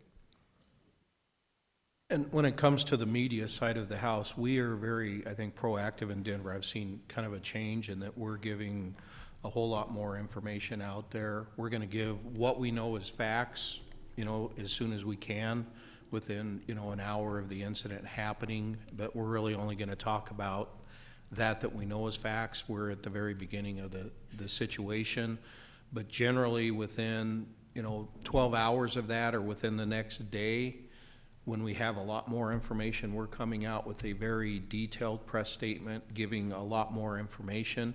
In the past, it was always, we didn't get information out till the shoot letter came out, and then it was. But we generally are putting more information out there. Has it come back to us sometimes? Because I've had to give some civil depositions and civil lawsuits based on just what I gave to the media out there. So there is some of that side. But in Denver, we're trying very hard to be as transparent as we can to give that information out there. If it's a questionable shooting where we've shot someone that was unarmed, we're not going to wait till the shoot letter comes out to do that. We're going to, own it right up front. If we've shot somebody that, possibly had a fake gun or something, we're going to give that information out as soon as we know and can verify, exactly what it is. So it's truly about, and that's why I don't think the media hits as hard, because we're trying to be as open and transparent as we can. And I can tell you, I had battles with the Division Chief of Investigations on, originally, like, you can't say that, you can't do that. And I'm like, this is what the facts are, that they have a picture of the car going down the road and it's been spray painted, and he's telling me, no, you can't release that. That's out. It's like they already have it, so. Councilmember Garcia. So I'll try to ask 3 quick questions. Is there any involvement with the labor or contract negotiations? No, none whatsoever. Okay, and then just can you expand a little bit more on the due process, confidentiality? Basically, how do you balance like personnel rights and like discipline and being in the review process? Yeah, so, as I mentioned, every, accused officer has due process rights, and there's a whole procedure that if discipline is going to be imposed, there's a whole kind of procedure that's been set up by the police department and that's set up under Denver law. Police officers have, if they're disciplined above the level of a reprimand, they have the right to file an appeal to the Civil Service Commission. They can present evidence or mitigating information on their own behalf. I don't really have any involvement in any of the appeals process. My involvement kind of ends at the point in time when there's a final outcome for a particular investigation, and then, of course, issuing reports and including information in our reports to enhance transparency. But there surely are due process protections in place that protect the rights of officers, and also confidentiality restrictions that focus on making sure that evidence is, other than what the chief has already said, which, by the way, there are not many police departments that do that, and I think it's really exceptional that Denver has taken that approach to alerting the public in as timely a fashion as possible, because when you don't give people real information, they create stories, right? So if you leave a vacuum, people will fill it with all kinds of ideas or fantasies about what's going on. So by coming forward and giving people real information, I think he's 100% right. It diffuses some of the negative perceptions that people have that they would have just come up with in the absence of real information. And in addition, when you talk the discipline side of the house, we are very open and transparent with the information that we release. So we currently have standing records, Freedom of Information records requests every month that come into the Executive Director of Safety's office on discipline that's issued, and we are releasing that entire discipline letter, which goes into great detail about the case and the findings and some of that, which, a lot of departments across the way in Colorado state statute just changed last year to make sure that there's some more openness and transparency in internal affairs records and that information. So we are we put that information out there, and it's kind of like airing your dirty laundry to some time, but they literally have a standing FOIA request for all discipline that happens. So that letter goes out, and it's a fairly detailed letter. We will redact witness information and some of that, but it gives that more information so people can see, if you're interested enough to read and see the facts behind the case. So I think that's helped us out immensely too. And last thing, following what the mayor did last time, is how does report go through to policy, and can you give us an example of kind of the best policy that came through this process, or policy shift that came through this process? Well, the reports can include recommendations on policy issues. Frankly, a lot of that stuff happens outside the reports as well, just in my regular meetings and discussions with the command executives in the police department. Someone brought up the use of force policy earlier, in which, as I mentioned, we issued some very, very detailed and particular recommendations about, in our view, how the policy should be shifted to address, patterns and complaints that we were seeing in Denver. patterns and uses of force that we were seeing in Denver, better practices that we identified in other police departments outside of Denver that we could bring to our city, and as a result of that kind of special report, if you will, I can't remember what we called it, the policy shifted in a whole variety of ways, and the department adopted quite a number of the recommendations we made. Some of them it didn't adopt, but that would be one example of a way that one of our publications shifted the policy. Yeah, and also another policy that changed, I don't remember if it was under Nick or the previous, was, we were authorized to carry what they called, a SAP, which was just a small leather piece in our pockets, and through a the Office of Independent Monitor's recommendation, that policy changed. There's been some policies that have changed on, our equipment and gear based on recommendations coming out of the office. Councilwoman Pastor. So I really appreciate the work that you're doing, because I feel this is a transparency process, and I think that's really where a lot of the community is asking for transparency, especially in certain situations. So I really appreciate the fact that you put so many hours. I appreciate that you put so many hours, because the Citizens Review sounds like it's another part-time job, if not full-time. And so appreciate that the citizens are involved in this process. You had mentioned that you had an outreach component also. And then, Chief, I also wanted to know if you had an outreach component, and what does that look like? So our outreach program is much less formal than I imagine either the monitor's office or the police's outreach programs are. We have our community events, so those are built in, and then beyond that, it's a lot of lunches and drinks or coffee, or let me come to your church, or let me come to, the place where your activist organization meets, or let's go for a walk in the park.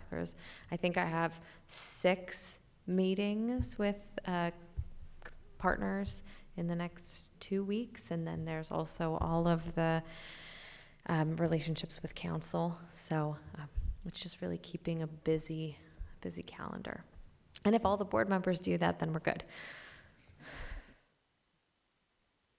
In the police department, we do outreach all the time. I mean, and it varies between each police district of, how you do it. Each district has what we call a CAB meeting, Citizens Advisory Board, that can come into the stations, and that's generally held on a monthly basis, where we're outreaching to the community, allowing them to come in, seeking input from them.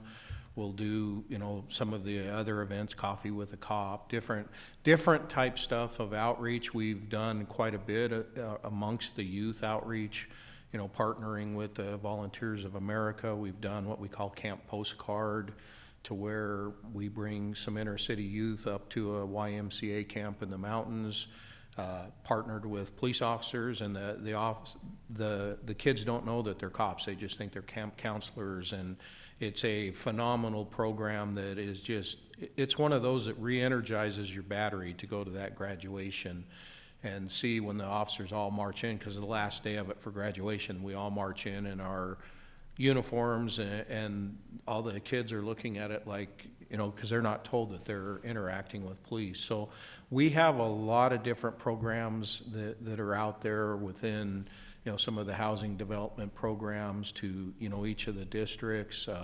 It truly is up to each of the individual district commanders to identify and make those outreach to try to, make inroads to the community. Thank you so much. We have really benefited from this presentation and your expertise. I think we've all learned a lot. We appreciate the partnership and hope it can continue. Thank you so much for visiting us, and safe travels. We will now take a 10-minute break, and the council will reconvene. Thank you.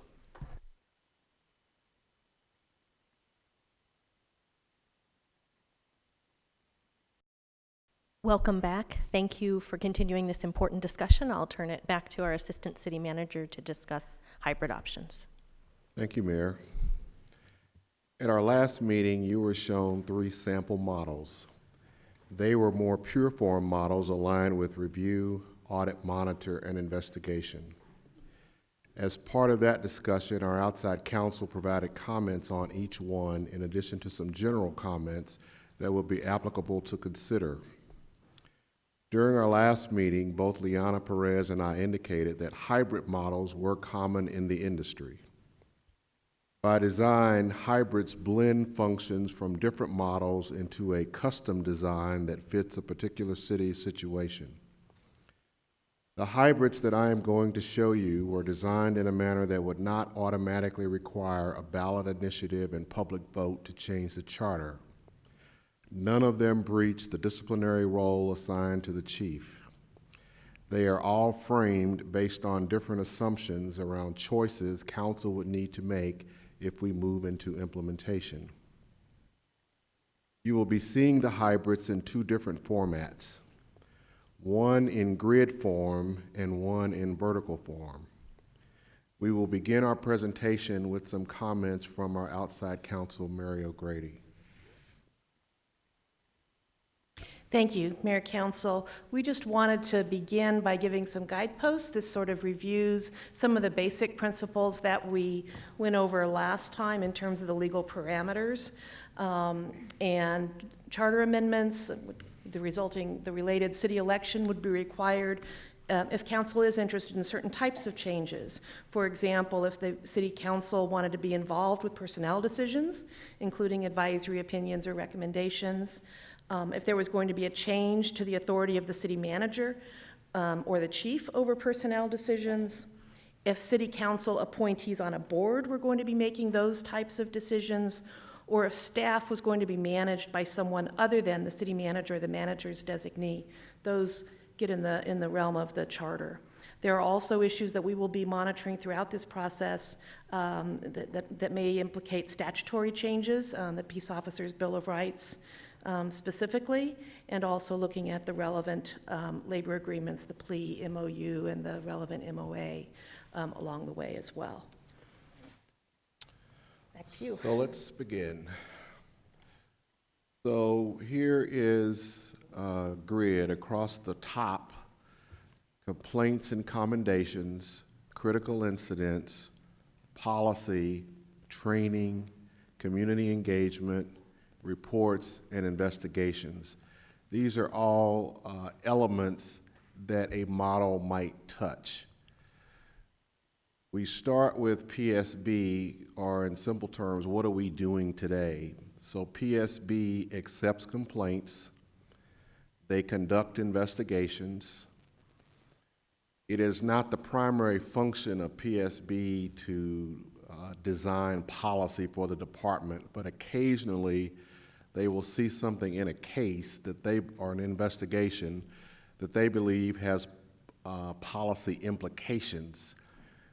In that instance, they will report that to the chief for her discretion on whether to carry it forward or not. PSB doesn't play a role in trying to determine training needs. They do respond to complainants. That's essentially the portion of their community engagement. Reports are provided to the chief when an investigation is finished. And as I indicated before, the investigation is in fact conducted by PSB.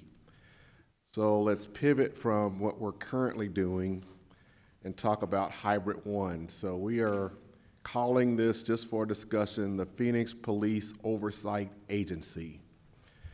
So one of the functions this hybrid would do would be to receive complaints and attempt to resolve them. If they're not able to do that, they would transfer the complaint to PSB for an investigation. They would review completed investigations. So dissimilar to what we heard from our friends from Denver, with this hybrid model, they would be dealing with the investigation once it's over. They would respond back to the complainant when the investigation is completed. They would audit some critical incidents, but not all of them. They would make policy recommendations to the chief. They would audit police training. They would research best practices in both policing and community engagement. They would produce annual and special reports, and they would also receive officer commendations. So in order to do this, perform the functions of this particular hybrid, here is an example of how it might be staffed. Milton, Yes, ma'am. is this like more like the Tucson model? No, it has some elements, Councilwoman Pastor, but I didn't have a particular city in mind when I put these together. So it really wasn't that specific. Only reason I'm asking is because the Tucson model investigated cases afterwards, and that's what this hybrid model is. Does, yes. Okay. We'd have a director, there would be 3 auditors, 3 policy analysts, 1 community outreach coordinator, 3 administrative support personnel, a staff attorney, and this particular hybrid assumes that all of the functions are being dealt with fairly evenly, so there's no particular area of emphasis. So Mary will make some comments regarding legal analysis.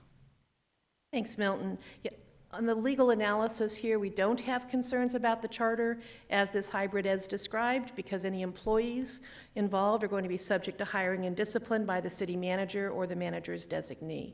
And also, this board would not be involved with any disciplinary recommendations about individual employees. We also don't have concerns about the Peace Officers' Bill of Rights or the relevant MOUs and MOAs, given the way this hybrid is described. We did flag some legal issues related to implementation, including recommending procedures and standards to ensure consistency and transparency regarding when complaints are transferred to PSB for investigation and which critical incidents are audited. And we also wanted to note that they should ensure that any audits of police training protect confidential, strategic, and tactical information. So let's compare hybrid 1 to PSB. So in hybrid 1, it would both receive complaints and commendations from the public. It would review critical incident investigations after they are closed, and closed means the investigation has happened and any associated discipline has happened as well. They would make recommendations for policy. That would be one of the primary things they would do. They would also audit and make recommendations around training. They would study best practices in a couple of areas, both policing and community engagement, and they would issue reports to the council, to the chief, and to the community at large. And they would also review investigations. So one of the benefits, I think, from a hybrid like this, if you are trying to address trust issues from a segment of the community, but not the entire community, but a segment of the community, having people involved in auditing training where they're seeing exactly how officers are trained and looking closely at some of the investigations, they are able to say either this appears to have been done thoroughly and objectively, or it wasn't.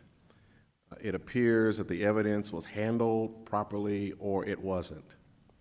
And so that's hybrid number 1. Hybrid number 2, we're calling Phoenix Civilian Accountability Office.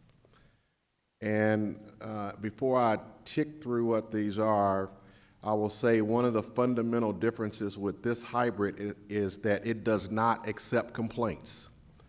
So this office would not take complaints from the public. So if you have a complaint about the police department, you would do whatever you're doing today. They would review completed critical incidents. They would perform data analysis to identify spikes or trends. You'll recall from our Denver visitors, one of the things that their staff does is look at data, analyzing it to see if there are trends.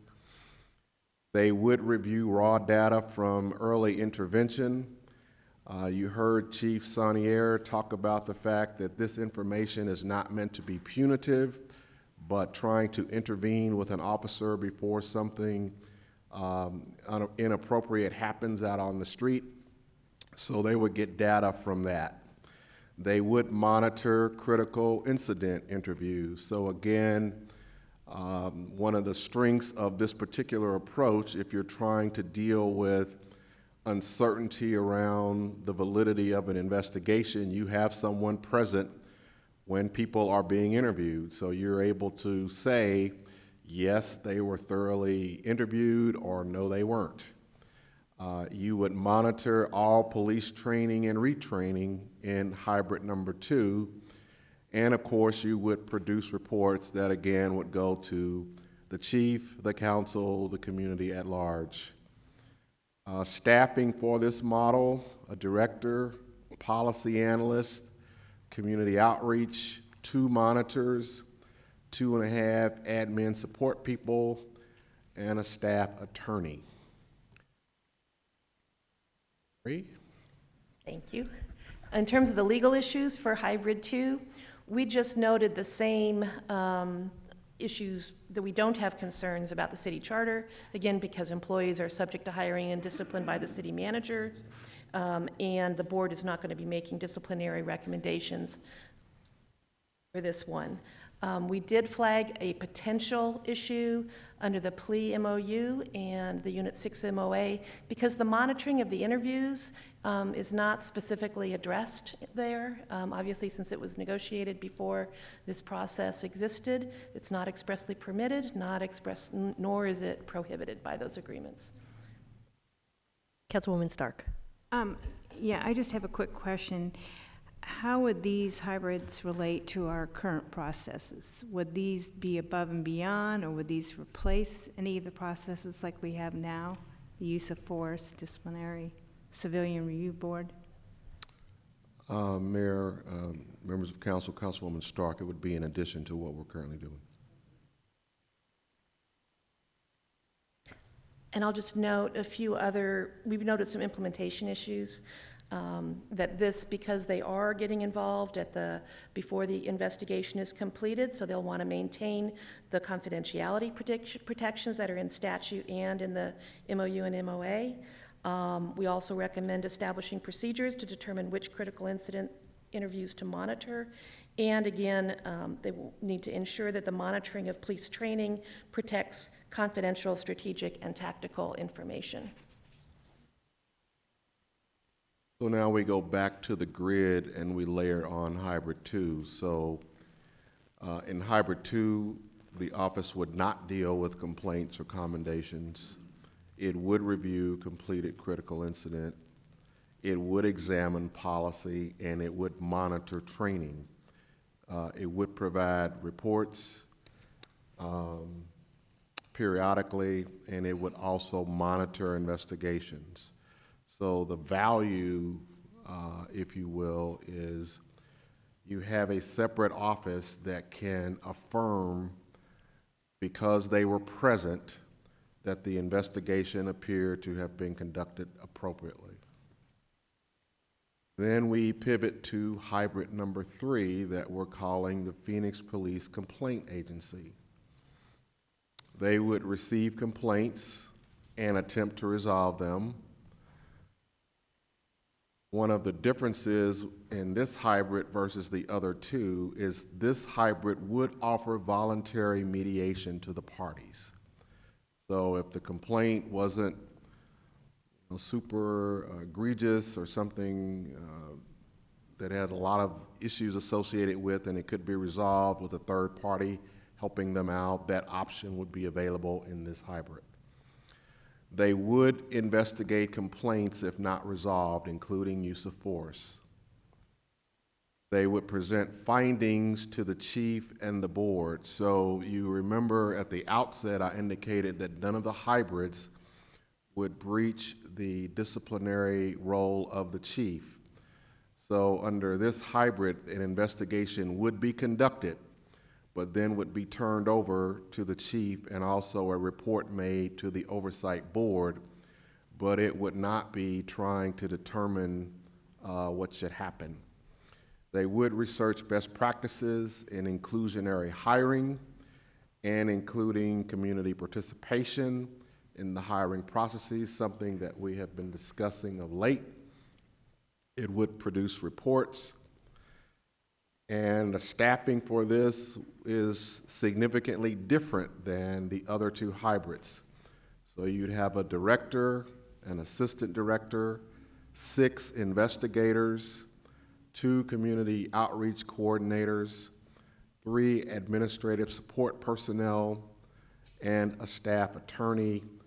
And the mediator would be under contract. You wouldn't need a full-time person doing that, but just someone you could call if you had cases that need to be mediated.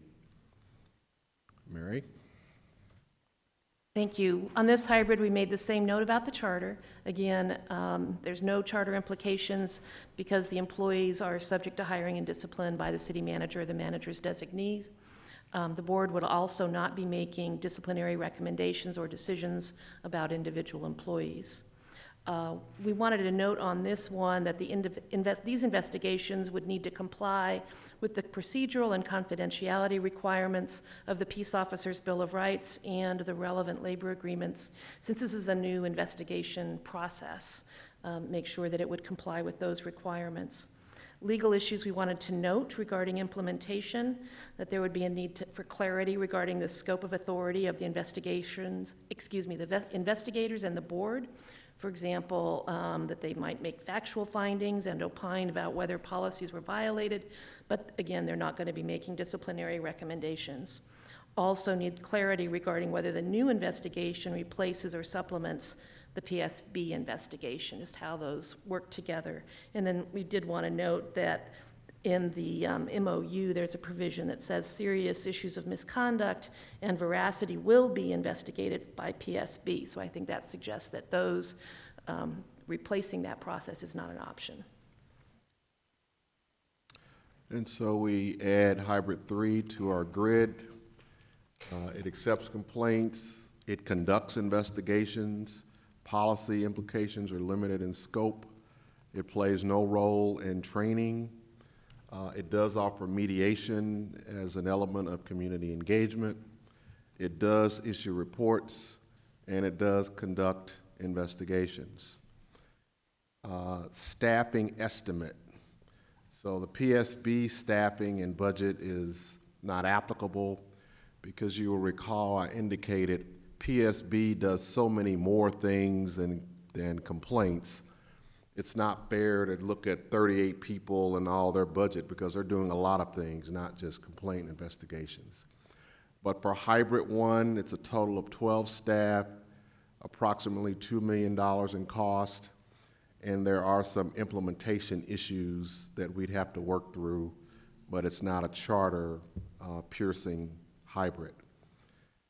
Hybrid 2 staff is 10.5 FTE, approximately $1.8 million, and the interview monitoring may raise some issues that would have to be worked through.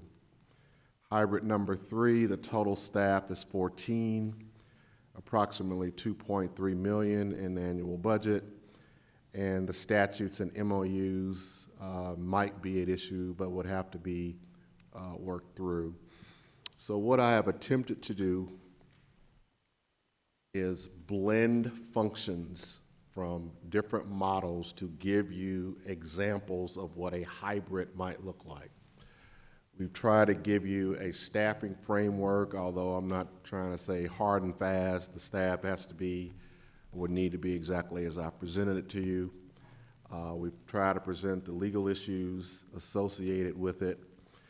And so if, in fact, at the end of this deliberative process, Mayor and Council decided that you wanted to either take a pure form model and implement it, or take some hybrid that you wanted to fashion to be a custom design, I think conservatively, we would be looking at least a year before you'd actually have an office up and running and actually doing something, because it would take many months to work through the issues, to create the ordinance, to go through a process of getting a staff, setting up an office.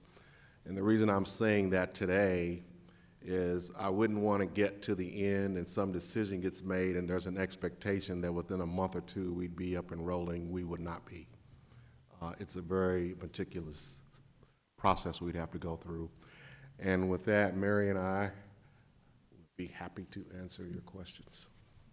Thank you, and I want to appreciate your research and assistance on this issue. Also wanted to reiterate we are hoping to close this meeting by 5:30, and now we'll turn to council members for questions. Councilmember Garcia.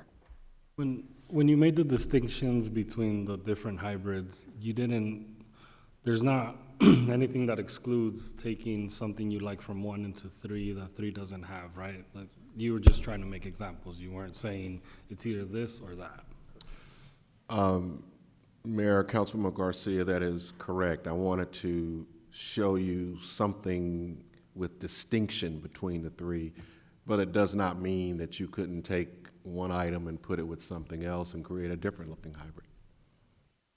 And I think it's important to remember that you have already presented more traditional models which fall within a single category, such as investigative or auditor. So we have discussed other models before this, and the council members asked for hybrids of those models to come forward. So we've seen a wide variety of different models, and it is up to us to decide what is appropriate for Phoenix. We heard from Denver today.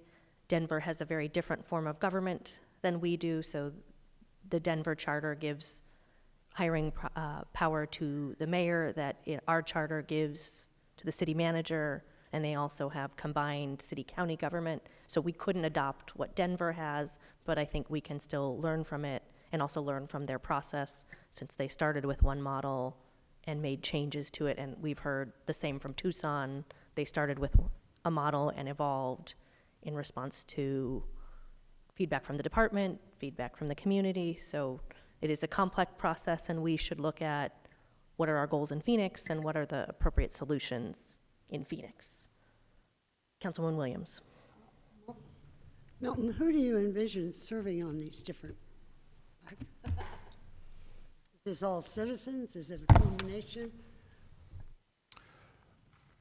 So what I would envision for each of the hybrids is that an office of professional staff would be created, which would be contained within the budget range that I'm estimating.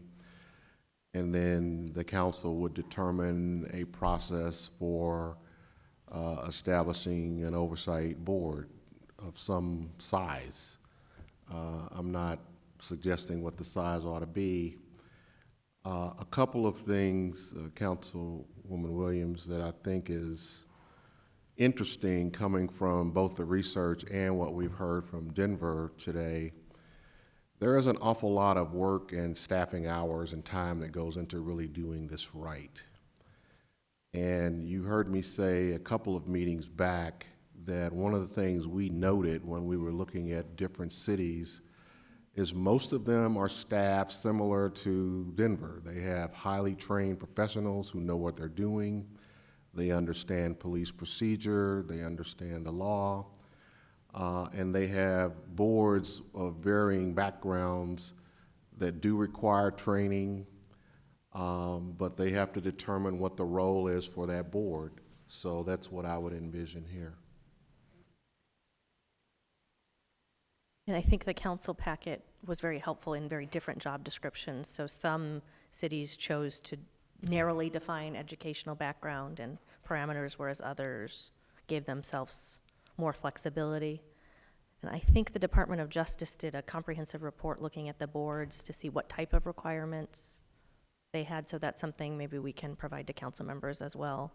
It was a huge diversity of different tactics. So some wanted very specific expertises, some were more focused on geography. So there was a lot of different ways that cities have done it. Councilmember Garcia.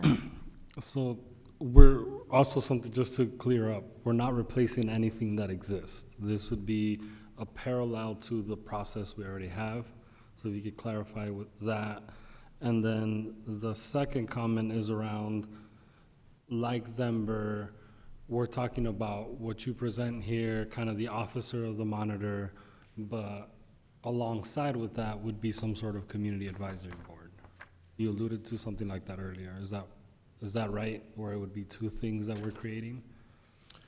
Mayor, members of council, Councilmember Garcia, to your first question, yes, we would be creating something to go along with the things we're already doing.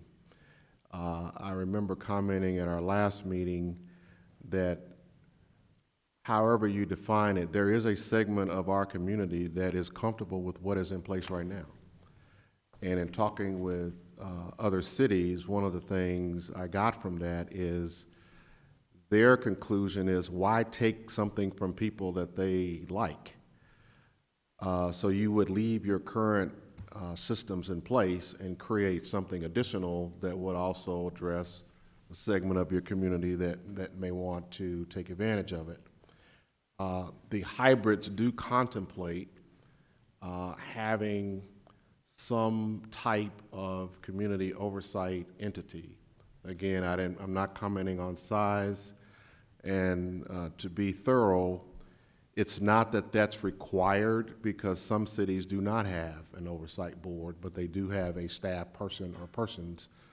It becomes a choice that council may want to make. And you are presenting hybrids today because the council requested a presentation on hybrid models. That's correct. When we had the last meeting, I was asked to bring pure form models as if we were setting them up here. So that's what I did. Coming out of that, there was an additional request for me to create hybrids. So everything you see today, I've created since the last time we met. I think an important point here is we're looking for council to provide direction. This is not the staff recommendation. This is you responding to council requests.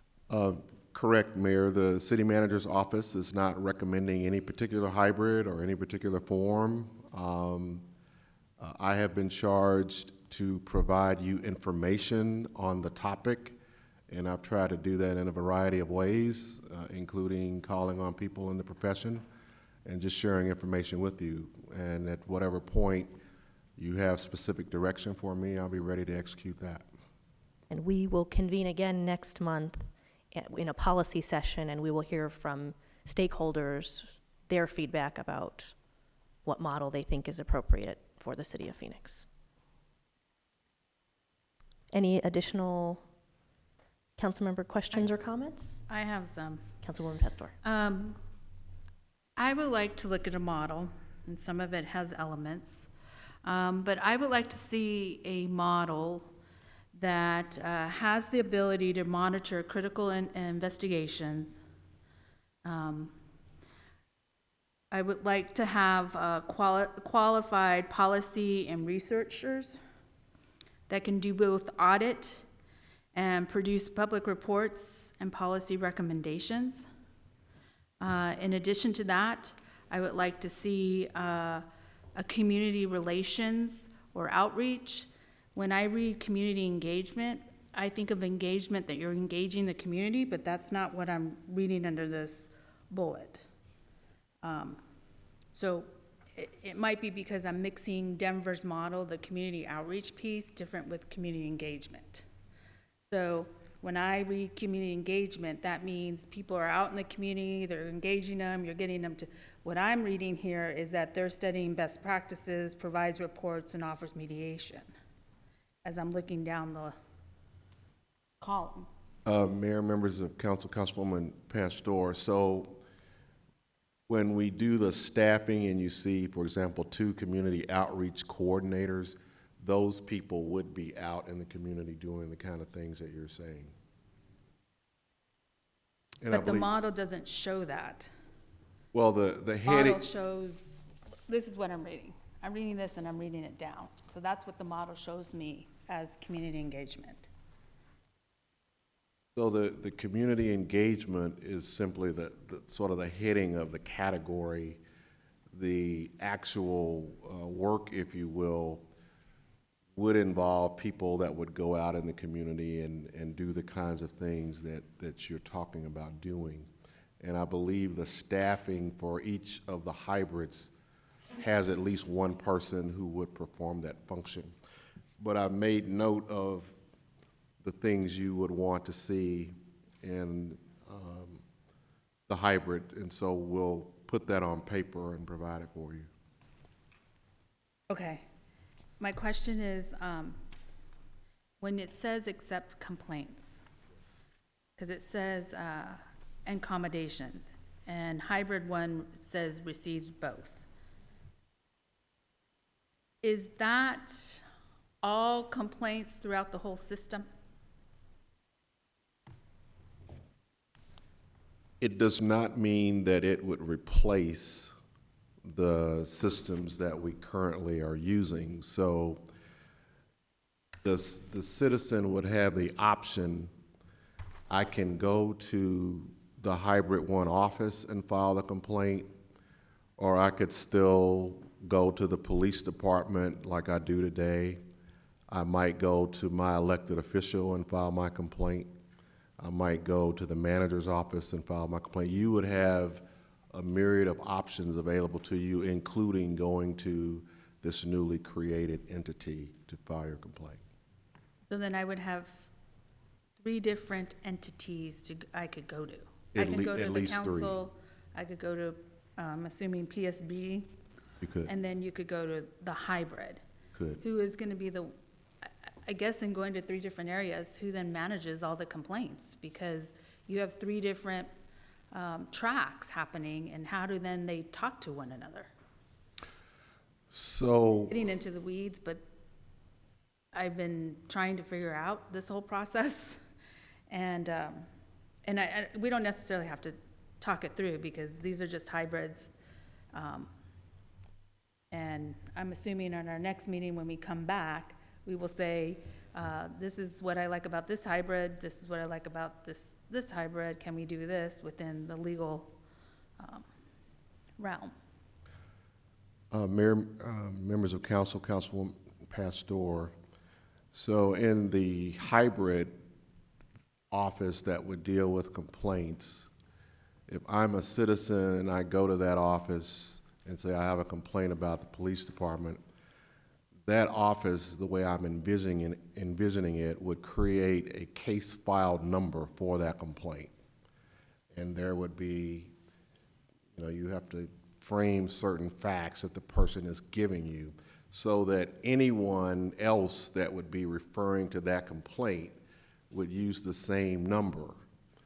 I don't think I'm stretching to say that today, if you go to PSB, they're going to assign some kind of identifying number to it that would allow you to be able to pull that up later so the different systems are not confused and everybody knows we're talking about on October 20th, this person came and this is what they said.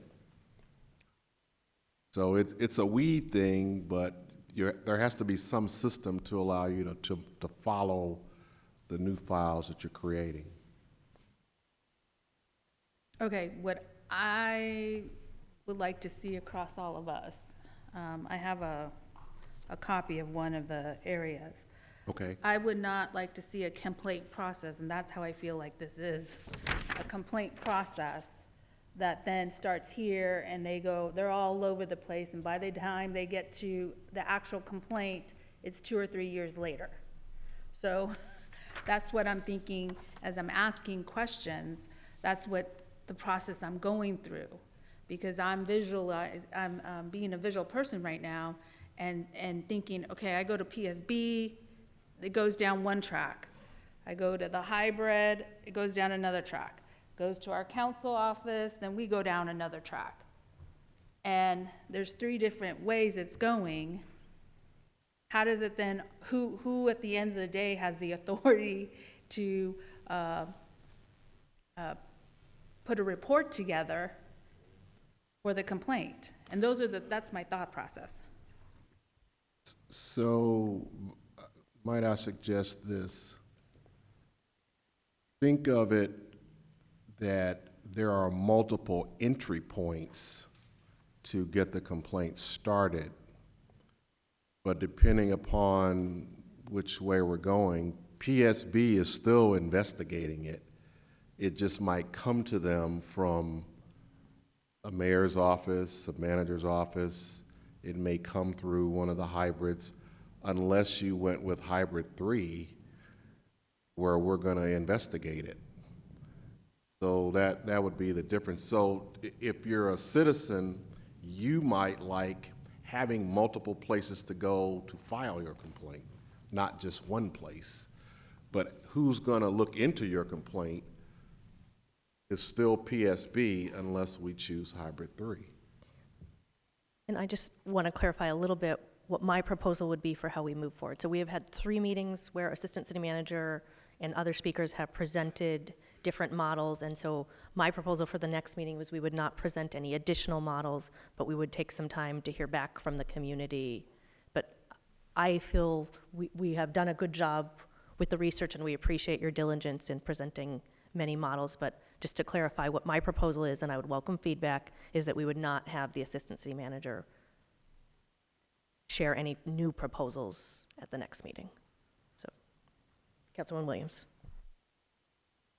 Right now, if there's a complaint, it depends upon the severity, doesn't it? Because it can be complained right to the precinct, and the Yes. commander or the sergeant reviews it, the commander. So at what level does it reach this, the PSB? I mean, I don't want to make it sound like everything has to go there. So if you look at hybrid 3 as an example at the top, where I say receive complaints and attempts to resolve, that attempts to resolve is very important because, to your point, Councilwoman Williams, not everything needs to go to PSB. Sometimes it's a disagreement between an officer and a citizen that interacted with each other out on the street. The attempt to resolve is maybe that supervisor might be able to communicate with the parties and work it out, and the citizen is satisfied and it's over. So it doesn't go anywhere. Sometimes it may be a little more involved than that, and at the end of the attempt to resolve, the citizen might say, I'm still not satisfied. So in one of the hybrids that I gave you, an option is to, would you be open to seeing a mediator to see if the mediator could work it out? Might try that because it would be voluntary, but I'm still not satisfied. I want somebody else to look into it. Okay, we'd send it on. But there are certain cases, to your point, that are so involved, really heavy into something that you know right away this has to be investigated, and that's what PSB is there for. But I just want to make sure there's a distinction. So Yes. everybody who picks this up thinks everything has to go through them. I think They it's do very not. important That's correct. Yes, ma'am. that it's shown. Yes, ma'am. So can I get some clarity, Mayor? What I am hearing is that what I am hearing is that we will put these models out into the community, and we anticipate that the community has a reaction or build comments around it. Where do they need to send comments? To our council office? Do we have a certain email address to send comments to? Are we going out and doing a neighborhood, kind of like I think of the arena where we built neighborhood community meetings? What is anticipated? So I really appreciate the whole council has been working very hard on this issue. Everyone has been having meetings and discussions, and I think that debate has been very helpful and that we should continue. I would, some council members, I think, prefer a more formal process, and some prefer smaller conversational meetings. So my proposal would be that at the next meeting, which will be next month, we would hear from stakeholder groups. So we would hear from the public, employee groups who are interested in. I would invite council members in the 13 minutes we have remaining to share any priorities they have, and I think, always welcome hearing from council members about what we would want. But my proposal for the November meeting was we'd primarily hear from community members and other stakeholders. And again, we would welcome feedback on what people think would be a productive. Well, the decision wouldn't be made then. My proposal is that we would not have a final vote at the next meeting. Councilmember Garcia. I think there's certain decision points in the process that we can have conversation about, right? Whether we want a hybrid model or not, we want investigative, certain things that we want that we can set up as kind of agenda items for that day. And we could figure them out now or figure them out later, and I'm willing to put some work into that. But what those items could be so that we could get input around certain decisions that we have to make from here. I think my office in particular, we've gone through a process of what folks in our district and different experts have wanted, and so there's ideas that have come from there. So I can definitely put forward some ideas of certain topics that we could discuss. I think if we just put out these 3 hybrid models, it would be a little confusing in the sense that folks are going to want to pick one over the other. And so maybe we can spend some time just what are the contentious issues that we can have conversation about. And like I agree with the year process. I think we want to do this right. I think we have an advantage that we've seen. Tucson started with the strictly monitor, then added a board. We've seen Denver had to make some shifts, 12 years later, and I think we should take this time to make sure we get it right and learn from them. So to me, it's still trying to process everything we heard from Denver to make sure we do the right things. And I continue to get new information, including today, about, for example, I had not particularly focused on some of the processes before the process. And so that is also important. If you decide to have a monitor, what is the process to hire the monitor? Do we just let the city manager, or do we have a process behind that? So I think from my perspective, it's been helpful to get feedback from other communities and learn what has worked and what concerns they have. Do we have any concluding comments, advice, perspective? So I just want to be clear, so when I'm out in my community, I have a coffee chat right now that I'm going to head to. So this is now public, and my question is, now we can start and discuss this these hybrid models and tell them on November, I want to say 10th, but I'm not sure. November, come in and say, give us your opinion? That's what I'm hearing, so I want to be clear before I start to say, come look at this. And I don't think we would restrict the conversation only to those hybrid models. Okay. No, I know, but we're asking community to come and give input in November. My question is, are we asking them to give input on this? Are we asking them to come and present a different model? Sorry, mate. I think it's what they want, or in some cases what folks don't want in the CRB. Okay. And so I think from that we can add to the models that we create whatever is going to happen or not going to happen. So just to be clear, what we're saying is that we want community to come in, give us their input, then we would take all of that input, and then from there, we would create a model as a collective, right? That's what, okay. So I thought these work study sessions were important for us to really understand what does our city charter, what does our MOUs say, what have other cities done, and now we understand the legal framework and the many different options we have to go forward. So I believe we can now make better decisions. Thank you so much for your time. We appreciate the city manager's help, the police chief's help, and all who have worked hard Thank you to the folks in Denver. And we look forward to continuing the work with the ad hoc committee, which will be moving forward on the community survey, as well as several other efforts. We are adjourned.